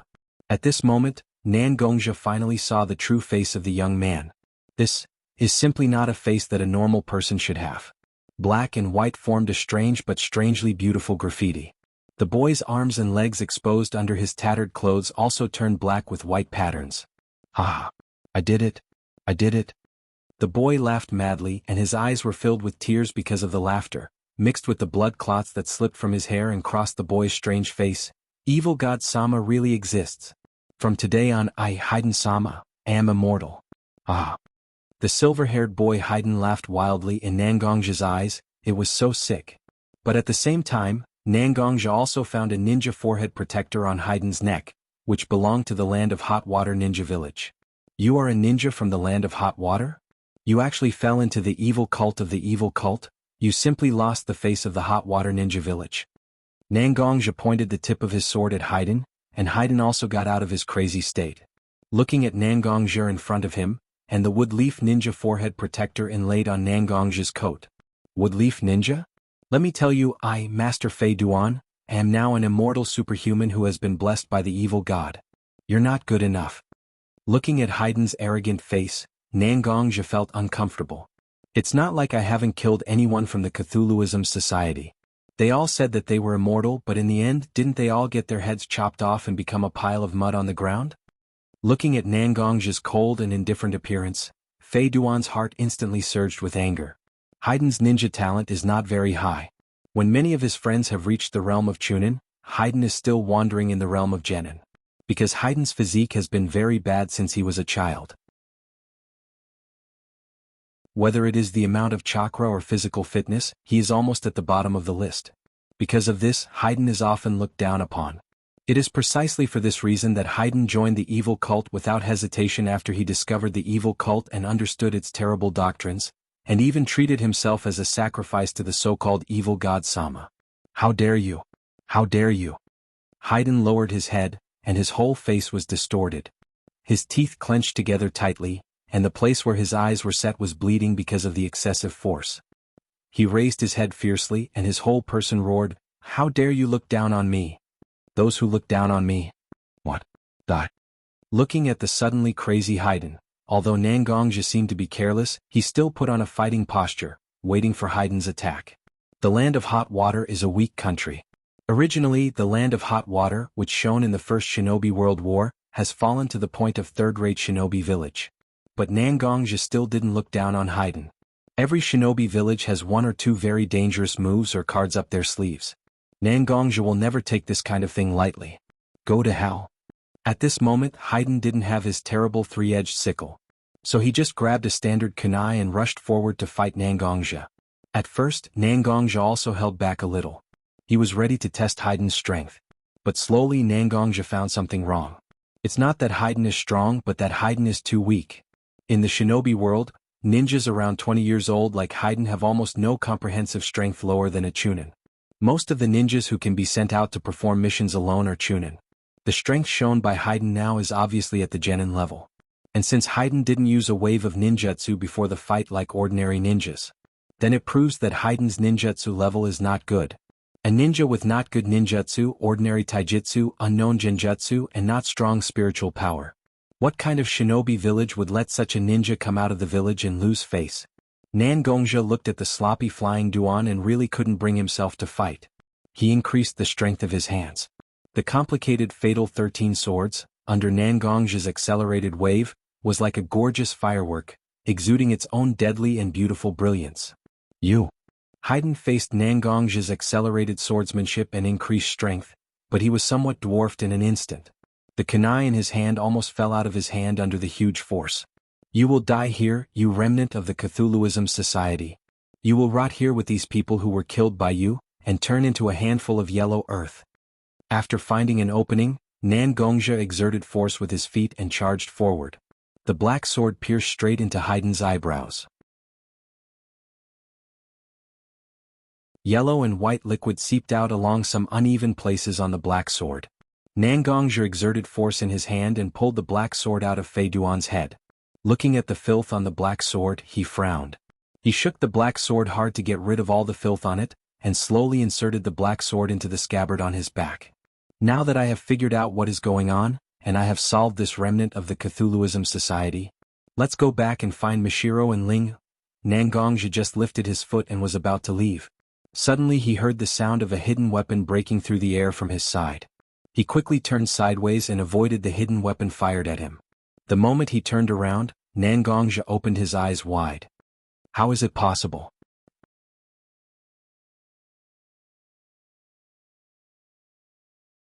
Chapter 56. He saw that Haydn, whose head was blown up by his sword, was standing behind him. The posture of his body showed that the shuriken just now must have been released by Haydn. What the hell are you? Nangongja felt that his worldview had collapsed. A living person had his head blown up by his own sword. How could he stand up again? It really hurts a little. Haydn stretched out his blood-stained hand and touched the yellowish-white brain matter that was flowing out of his forehead. His face was filled with 30% pain and 70% ridicule. Since you made me feel so much pain, how about it, I'll make you feel pain too. Bastard. Haydn rushed towards Nangongja again with a ferocious face. But his clumsy body really didn't give Nangongja the slightest pressure. Seriously? You can practice that strange secret method of the Cthulhuism Society and make yourself immortal? It really surprised me. Nangongja slightly bent his arm, the black sword on the gauntlet, and sparks splashed out. But you're just too weak. Inferior taijutsu, no performance in ninjutsu, low-level spiritual ability and unstable mental state. It is enough to prove that your genjutsu must have no achievements. A ninja, whether it is ninjutsu, taijutsu, or genjutsu, they all have no achievements. Do you really think that you can defeat me with this so-called immortal body? After listening to Nangongja's words, Haydn went berserk. Because Haydn had heard Nangongja's words more than once. Ever since he was young, Fei Duan's frail body had cast a shadow over his life. Even if he worked hard to become a ninja, he was still looked down upon and laughed at by others. Do you think that this kind of inhuman appearance is what I want? Haydn raised his withered and dark hands, and a few drops of blood tears oozed out of his eyes. Slowly, the blood tears left obvious traces on Haydn's dark face. I am a ninja of the country of hot water. Ninjas of this pathetic country that has forgotten the war. I have been working hard all my life to become someone who can once again establish the backbone of my country, let it prosper again, and be valued by the entire ninja world just like during the First World War. But I didn't do it. It's because of this frail body of mine that I no longer have the slightest chance to fulfill my wish. Is the Cthulhuism Society's item useful or not?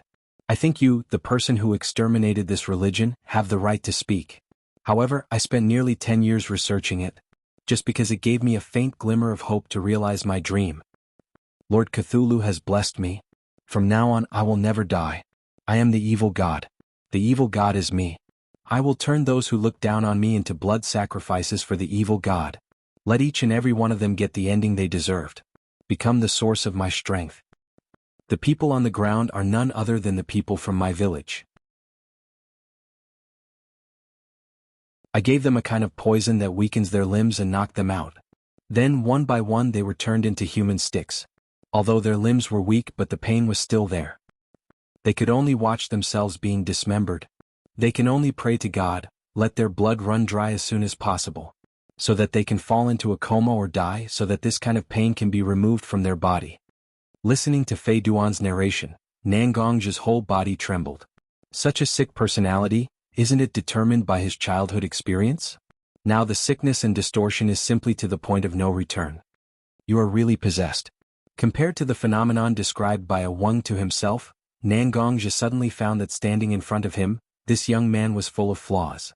Suddenly, he felt that a huge demon shadow shrouded Fei Duan's body. Demon? I like your adjective. From now on I, Fei Duan, am a demon, a living evil god. I want the whole world to tremble for me. The late-stage Chinibu patient, Fei Duan, is officially online. This person is incurable. Nangongja instantly understood that Fei Duan could no longer be changed by words. The only way to stop this demon was to kill him. Nangongja didn't try to speak anymore, but only exerted force on his feet. The black sword danced in Nangongja's hands. That's right. That's it. The black sword constantly attacked Fei Duan, although Fei Duan tried his best to dodge Nangongja's attacks. But he still couldn't completely force him away. The black sword left marks on Fei Duan's body. Blood kept flowing out from Fei Duan's body. As the battle progressed, Fei Duan's face became pale because of the lack of blood. Even the strength of his hands weakened a lot. Sure enough, Nangongja finally understood how to defeat Fei Duan. Indeed, Fei Duan's ability was very troublesome. No matter how disdainful his strength was, his undying ability was very troublesome. Break your limbs. Nangong's swordsmanship suddenly became sharp, and his body became hazy. His body swayed and flashed past Fei Duan. He swung his sword continuously, and the limbs that were broken were naturally the limbs that Nangongja spoke of. Without the support of his limbs, Fei Duan fell to the ground and became a standard dog eating shit. Indeed. Your undying ability is very difficult to deal with. But it's only limited to being difficult to deal with. Nangongja held the black sword in his hand, and drops of blood dripped down the black sword onto the ground. Slowly, Nangongja walked in front of Fei Duan. Although you don't die, you can't heal instantly. All your wounds will recover at the speed of a normal person. At this time, Nangongja also used the tip of his sword to point at the wounds that he made on Fei Duan's body. So, if I cut off your limbs, can you still move? Moreover, your body doesn't seem to be able to adapt to the loss of blood. When you lose too much blood, your face will become pale, your hands will become weak, and your reflexes will decrease. So, cutting off your limbs can also make you lose a lot of blood. Look at the people around you. Since you can turn them into rods one by one and let them slowly wait for death, then you should also have a taste of what it feels like. Then Nangongja cut off Fei Duan's head. After all, since Fei Duan didn't die even with a hole in his head, wouldn't it be better to cut off his head and let Fei Duan experience the helplessness of the people he killed? It seemed that Nangongja's bad taste was awakening.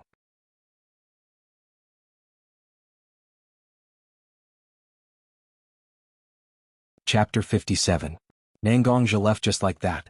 Only Fei Duan, who had been dismantled into several parts, was left on the ground. Blood kept flowing out from Fei Duan's body and limbs. But, wasn't the amount of blood flowing out a bit too much? Because at this moment, the blood flowing out of Fei Duan was almost twice the amount of a normal person. On the ground, Fei Duan's blood gathered into a small blood pool.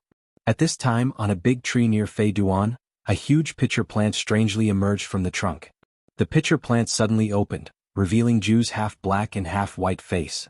After Ju's entire body came out, Ju walked to Fei Duan's head in the pool of blood. He stretched out his foot and kicked Fei Duan's head, making Fei Duan's face. Okay, don't pretend to be dead. Nangongja, that kid has already left. The voice was a bit teasing, it was White Zetsu talking. At this moment, Fei Duan, who was lying on the ground with a pale and bloodless face, suddenly had a lively look in his eyes.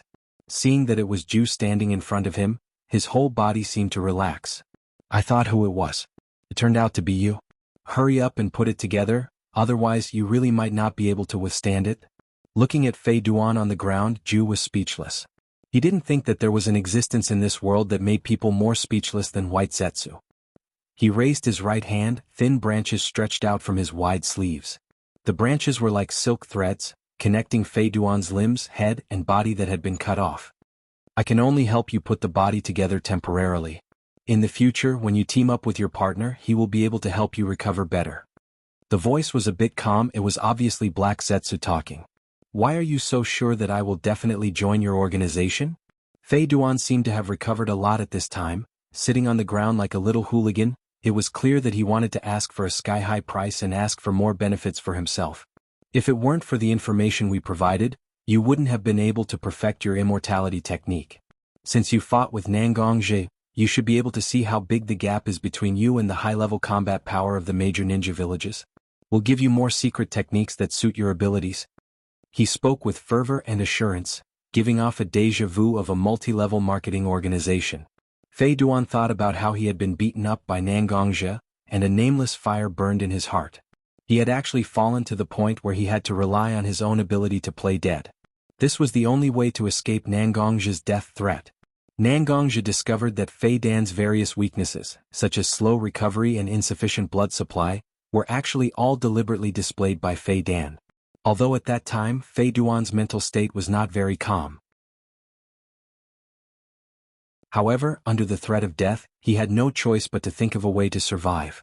This was the real ninja's thinking. As long as he could survive, as long as he could complete the task, even if he had to lose his so-called pride and dignity, it didn't matter. Compared to Nangongja, Fei Duan was more like a qualified ninja. A secret technique that suits me more? Well, anyway, I've killed so many residents of the land of hot water and there's no way out. There's nothing wrong with going to your so-called Akatsuki organization. Obviously, Fei Duan was tempted by Ju's words. Very well, then from today on, you are a member of our Akatsuki organization. Ju suddenly waved his hand, and a huge plant grew out from his side. The huge bud quickly opened, and a robe and a ring lay quietly in the stamen. From today on, you are Santai of the Akatsuki organization. Ju put the black robe with red clouds on Fei Duan's body, and put the ring engraved with the word Santai in front of Fei Duan. Fei Duan reached out and took a bloody kunai beside him, and made a deep mark on the forehead guard on his neck. It was a symbol of his betrayal. The remaining blood on the kunai was like crystal under the reflection of the light of the forehead guard. Fei Duan stood up silently, and a big smile appeared on his face, but a slight wetness still lingered in his eyes. In this generation, no matter how dissatisfied and hateful you are to your own ninja village, no matter how much you hate it, when you betray the ninja village, the sadness in your heart can't be hidden. From now on, the village that gave birth to me will be my biggest enemy in my life. Ju walked in front, and Fei Duan silently followed behind him. Very well, from now on, the members of the Akatsuki organization are gathered. This ninja world, wait for me to stir up the storm. Ju thought silently in his heart. As for Nangongja was currently looking at Li Yang, who was dressed up by Ling Er and Zhen Bai, with a constipated expression. Linger. I'm the one who harmed you.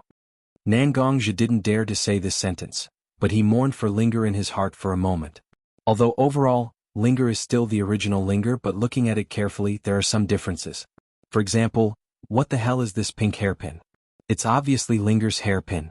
Why is it clipped on Linger's ear? Also, where did this bright red eyeliner come from?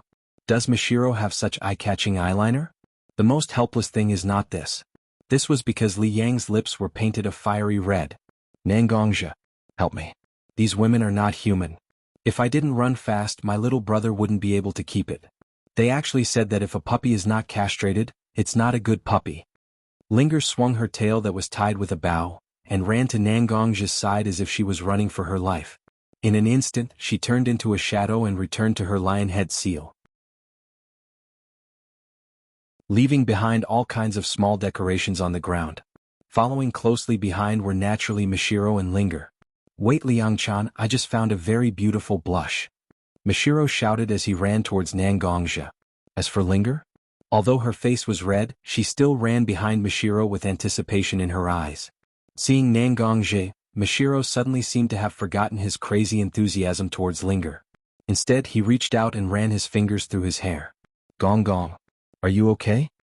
If he hadn't heard Li Yang's words, he would have really thought that Zhen Bai and Ling Er were worried about his safety just now. Oh, I'm okay. It's settled? Nangongja could only say slowly.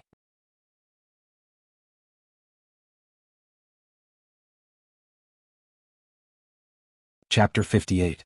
What did you guys do to Li Yang? Nangongja wanted to talk about Li Yang's appearance, but he was interrupted by Mishiro before he could finish his sentence. Listen to me, Miyagi. We were bored waiting for you, so we found a lot of wild vegetables. Since you said that there is no danger, why don't we make a pot of soup? Mishiro said as she grabbed Nangongja's arm. She pulled Nangongja to where she was just now. There was no other way. Mishiro obviously didn't want to talk to him about abusing Li Yang, so Nangongja could only ignore Li Yang's wailing. He followed Mishiro to his own campsite. Looking at Mishiro and Ling Er busy making soup, Nangongja felt that he couldn't help much. Therefore he sat down under a tree and started talking to Li Yang. Li Yang, I found the remnants of the Cthulhuism Society at the place where I went to investigate. Because Nangongja had doubts about whether Haydn could successfully complete the secret technique of the Cthulhuism Society, he wanted to know Li Yang's thoughts. When Li Yang heard Nangongja's words, he stopped wailing. Instead, he was slightly stunned. Is it the current Cthulhuism Society, or the past Cthulhuism Society? Li Yang suddenly asked such a strange question.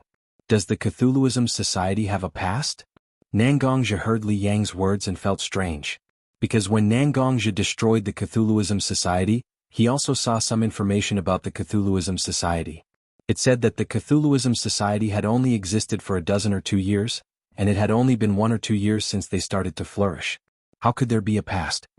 Boy, do you believe that there is a God in this world?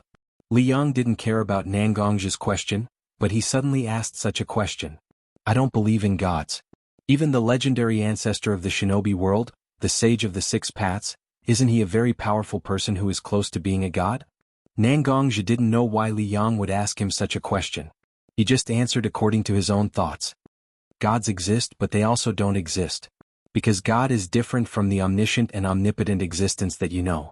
The gods that existed in this world were more like the embodiment of the world's rules. Time, space, death, life. They were the basic elements that made up the entire world. The embodiment of these four elements is the so-called God. Li Yang briefly explained some information about this world to Nangongzhi. So, you're saying that the evil God really exists? Nangongzhi said tentatively. That's right. Under the four main gods there are countless lesser gods. The evil god is one of the minor gods under death. And the so-called Cthulhuism Society now was actually developed by a group of people who discovered some ancient books left behind by the Cthulhuism Society. But a lot of the key information has been lost. So, the so-called Cthulhuism Society that you annihilated was just a group of pitiful people who became a group of fanatics under the name of the Cthulhuism Society. Even if Nangongzhi couldn't see Li Yang's face, he still felt that Li Yang must be shaking her head and sighing. Then the person I saw, where did he get the secret techniques of the ancient Cthulhuism Society? Nangongzhi was a little puzzled. This is also what I don't understand. Logically speaking, there are only a few inheritances that can be passed down from ancient times. But there are only a few of them. And they are all relatively decent forces. Logically speaking, they can't come into contact with such a deep secret technique of the Cthulhuism Society. Li Yang pondered, but for a long time she still couldn't come up with a more convincing answer. But, if the person you said called Haydn really got some inheritance of the ancient Cthulhuism Society, then he wouldn't have the flaw of excessive blood loss and slow recovery. In ancient times, the Cthulhuism Society was a group of guys who made people very uncomfortable. Their recovery is extremely strong, and there is no option of being killed, and it seems that there are a lot of secret techniques that can make their opponents die unknowingly. Nangongzhi was surprised. You mean Haydn didn't die? That's probably the case. Such a difficult guy didn't die? I don't know how many more disasters will happen because of this in the future. Anyway, we are about to go to the land of hot water.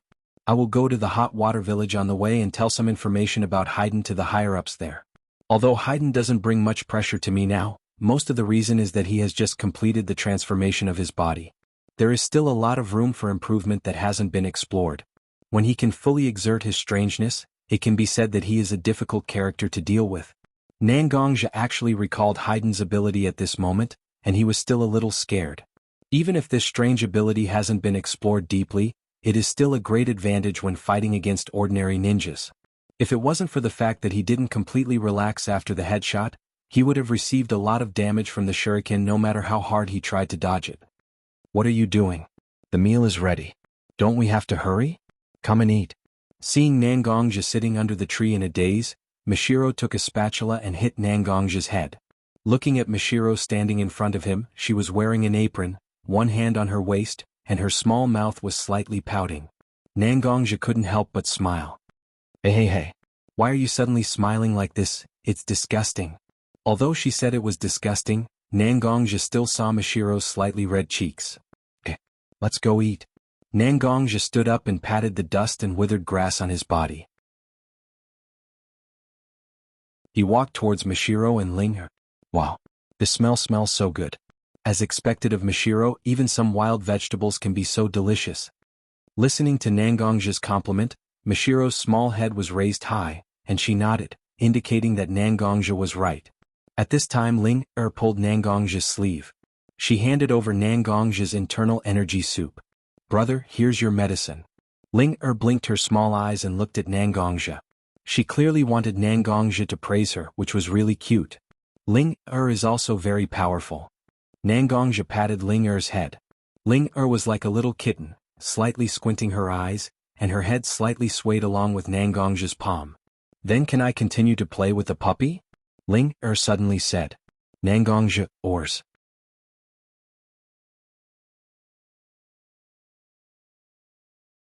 Chapter 59. In the following period of time, Nangongzhi was under the attack of Linger's eyes and Mishiro's various attentive attacks. He also let Li Yang out a few times. Finally, the two girls had some sense of propriety and didn't dress up too excessively for Li Yang. And, the most important thing is that the extreme threat of castration is finally gone.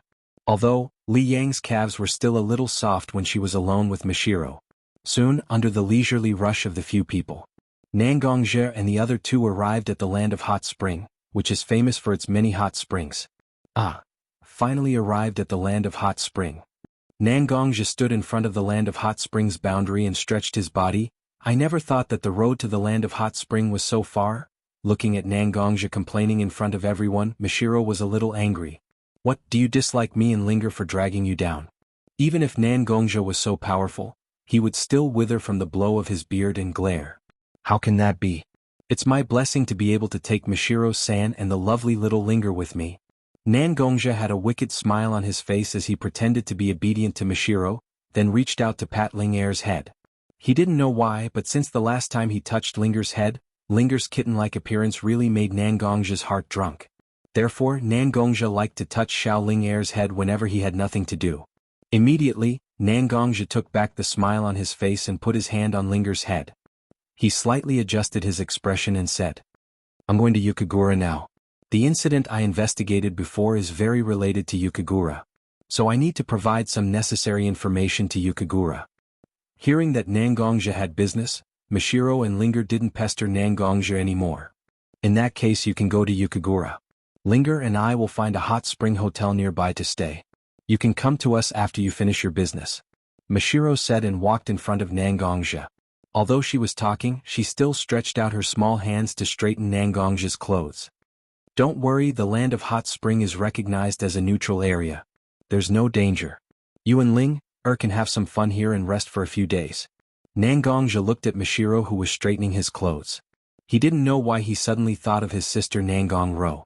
Looking at Mishiro in front of him, Nangongzhe reached out his hand and touched Mishiro's head. "Don't worry, I'll come back safely." It was just like what he had done to Nangongro when he had to go on a mission. Mishiro's face suddenly flushed red. But she didn't reach out. Instead, he was uncharacteristically stammering when he spoke. Who's worried about you? Anyway, you, come back safely." Looking at Mishiro's appearance, Nangongzhe couldn't help but smile. Mishiro was never a substitute for Nangongro. Mishiro is Mishiro. Mishiro's every move was Mishiro's charm. This was something that couldn't be denied. Looking at Nangongzhe's smile, Mishiro slowly put away her shyness. She just looked at Nangongzhe's face gently. "Then, I'm leaving." Before Nangongzhe's voice fell, his figure had already disappeared. Mishiro looked at the place where Nangongzhe just stopped and raised her hand to tidy up her messy hair. Then she turned around and held Linger's hand. "Let's go, little Linger. Let's find a place to wait for Mayang to come back, okay?" Mishiro squatted down and put her at the same level as Linger's. It seemed like she was trying to convince Linger, but it also seemed like she was trying to convince herself. Linger nodded, and Mishiro started to look for a hotel with Linger. 2 flowers bloomed, one on each side. Let's not talk about Mishiro and Linger's trivial matters for the time being. Nangongzhe, after losing Mishiro and Linger's burden, quickly arrived at Yuzakura. "Stop. Who is it?" Nangongzhe just arrived at the gate of Yuzakura and was stopped by several guards. Looking at the several ninjas guarding the gate, Nangongzhe was a little disappointed with Yuzakura. Although most of the ninjas guarding the gate of Woodleaf were Chunin, their number was huge. There was also a special guard force led by the Uchiha clan to guard the village. But what about the ninjas guarding the gate here? They were just a few insignificant genin shrimps. Some of the hidden posts were also covered very crudely. This allowed Nangongzhe to find the flaw with a single glance. Yuzakura. It's really a ninja village that has forgotten the war. Haydn wants to re-erect the backbone of a ninja village in a country like this? It's really a big and empty dream. Nangongzhe thought, but he still took out his Woodleaf ninja headband from his arms. It's a ninja from Woodleaf. Please wait a moment, I will inform the leader of our village. The ninja guarding the gate was very polite, but he was very cautious. It seems that in front of a ninja from Woodleaf, his posture has been lowered to a very low level. He didn't even ask the ninja level of the other party, and he was going to invite the leader of his village to greet him. Soon, a middle-aged ninja-dressed man arrived at the gate. Some luxurious clothes seemed to indicate the identity of this middle-aged man. "Hello, I'm a ninja from Woodleaf. Woodleaf Jonin Nangongzhe greets you." Nangongzhe saluted the leader of Yuzakura out of courtesy. "Oh, this ninja from Konoha is too polite. Too polite. Our Yuzakura and Woodleaf village have always been good friends, like brothers. Why do you need to be so formal? I think you are very close, so why don't you call me brother? You and I brothers can get close, isn't it good?" The leader of Yuzakura said extremely intimate words. If it was an ordinary person, they might think that Nangongzhe and the leader were very close. You are too polite. You are the leader of a village and I am just a pawn of wood leaf. How can I be so loved by you? Actually, I came here for a serious matter. On the way to Yuzakura, I found a bloody sacrifice of nearly 40 or 50 people's bodies, and the one who did it was a ninja from your village called Haiden. This person has clearly indicated that these 40 or 50 people are residents of your village, and he has expressed his decision to betray the village. I came here to explain it to you. This. The leader of Yuzakura was very panicked when he heard this news, and even his forehead squeezed out a lot of cold sweat.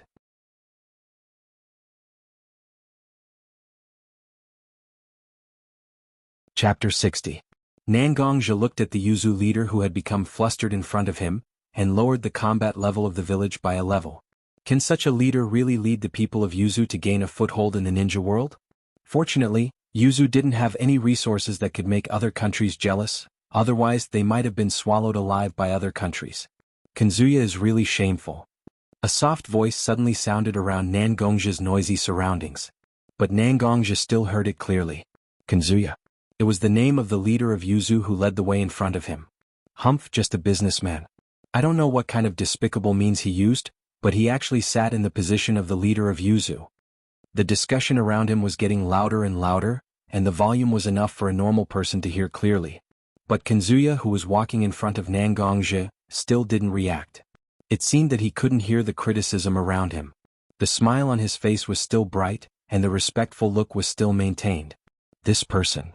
Nangongzhe stood behind Kanzuya, so he carefully observed Kanzuya's expression and posture. A person who can still do what he wants in the midst of the criticism around him. His mentality and so on are completely unaffected. There are only two possibilities: this person is a coward, and this person's thinking is extremely profound. How can a person who can sit as the leader of Yuzu be a coward? Sir, this is the office of our Yuzu. Let's go in first about the disappearance of several residents in Haiden. Let's go in and talk about it in detail. Kanzuya still had a respectful look, and even the door of the office building was opened for Nangongzhe. Looking at the bowing appearance, Nangongzhe didn't know why, but he felt a needle-like feeling in his back. This person really doesn't look like an ordinary person. To be able to do this, how can he not have a big plan? Thank you, let me do this kind of small thing. You are the leader of a village and I am just a pawn in Woodleaf village. I am flattered that you treat me like this. Nangongzhe said as he took the door handle from Kanzuya's hand. No matter what Hiye's plan was, it didn't affect Nangongzhe at all. Nangongzhe only cared about the people around him. As for other matters, Nangongzhe would avoid them as much as possible. This was also one of Nangongzhe's principles in Woodleaf village. Because the crushing of the major forces in Konoha is too fierce.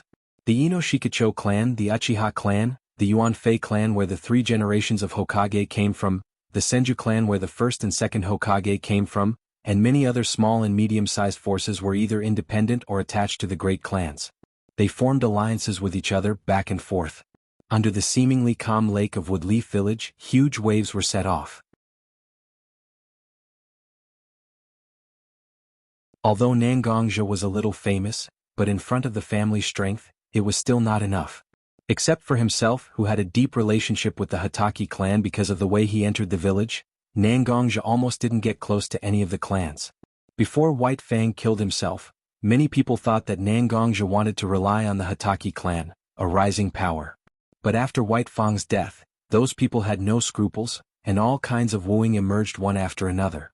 Even the Umbu directly under the Hokage and the Root directly under the Danzo directly, they all invited Nangongzhe. However, Nangongzhe rejected all of them. Because of this, Nangongzhe was assigned some very difficult tasks for a long time after that. Such a peaceful village on the surface, but behind the dirty village. Nangongzhe really couldn't bring up the will to die for him. Looking at Nangongzhe took the door handle from his hand, Kanzuya's heart was somewhat different. Because of the war between Woodleaf and Lane, the land of hot water became the only way for Woodleaf to resupply. During this period, Konoha's ninjas seemed to be amiable, but in fact their arrogant attitude has been tolerated for a long time. For these ninjas of big countries, they also had a feeling of contempt and envy. But Nangongzhe seemed to be humble. He didn't match the image of Woodleaf ninja in his mind. The two of them politely talked back and forth, explaining the situation of Haydn and dozens of ordinary villagers one by one. But Kanzuya was obviously not interested in this. Instead, she was somewhat tired. Nangongja didn't care so much. After all, Mishiro and Ling were waiting for him to find them. Here he didn't know whether Kanzuya was a real coward or just pretending to be a coward. It was really useless. Therefore, Nangongja quickly returned to the place where Mishiro and Linger were. Then he opened a room ready to rest here. Looking at the bright moonlight outside the window, Nangongja wore a bathrobe and went out to take a walk. This Kanzuya is just a businessman. How do you think he became the leader? Two old people who seemed to be a bit old were chatting under a big banyan tree. Nangongja obviously heard the name of Kanzuya, so he walked over. Excuse me, you two, the Kanzuya you were talking about, is he the current leader of the hot water ninja? Seeing that Nangongja was just a teenager, the two old people also became interested in talking for a while. You don't know, this Kanzuya was originally the richest man in our country. The hot spring industry in the country is under the name of Kanzuya. This matter is known all over the country. But later, during the Shinobi World War, the former leader of the hot water ninja wanted to cut off the supply line of the wood leaf, so he prepared to assassinate the former leader and destroy the supply storage point of the wood leaf. But the wood leaf was aware of it, and the supply was not destroyed. Instead, they set a trap, and the Thunder Ninja who came to attack were caught off guard. It was a good victory, but the Thunder Ninja didn't know why they suddenly became angry with the former leader. After many rounds of assassination, the former leader unfortunately died. Later, Kanzuya was chosen as the new leader of the hot water ninja. This matter, everyone is talking about it. Many people said that it was because Kanzuya colluded with a powerful person from a big country. With the support of this powerful person, Kanzuya became the military leader of the hot water ninja. The elders were still rambling on about something, but Nangongja couldn't listen to them anymore. Who would have thought that a businessman with no strength can sit on the throne of the leader of the village? A powerful person from a big country. I don't know who it is. You're tuning in to the Han Lee's Wuxia Adventures YouTube channel. We're so grateful for your support, and don't forget to subscribe to join us on this incredible journey through captivating stories. Your generosity through donations truly makes a world of difference, as it's the primary source of revenue that allows me to expand and enhance this channel for you. Thank you from the bottom of my heart for being a part of this adventure.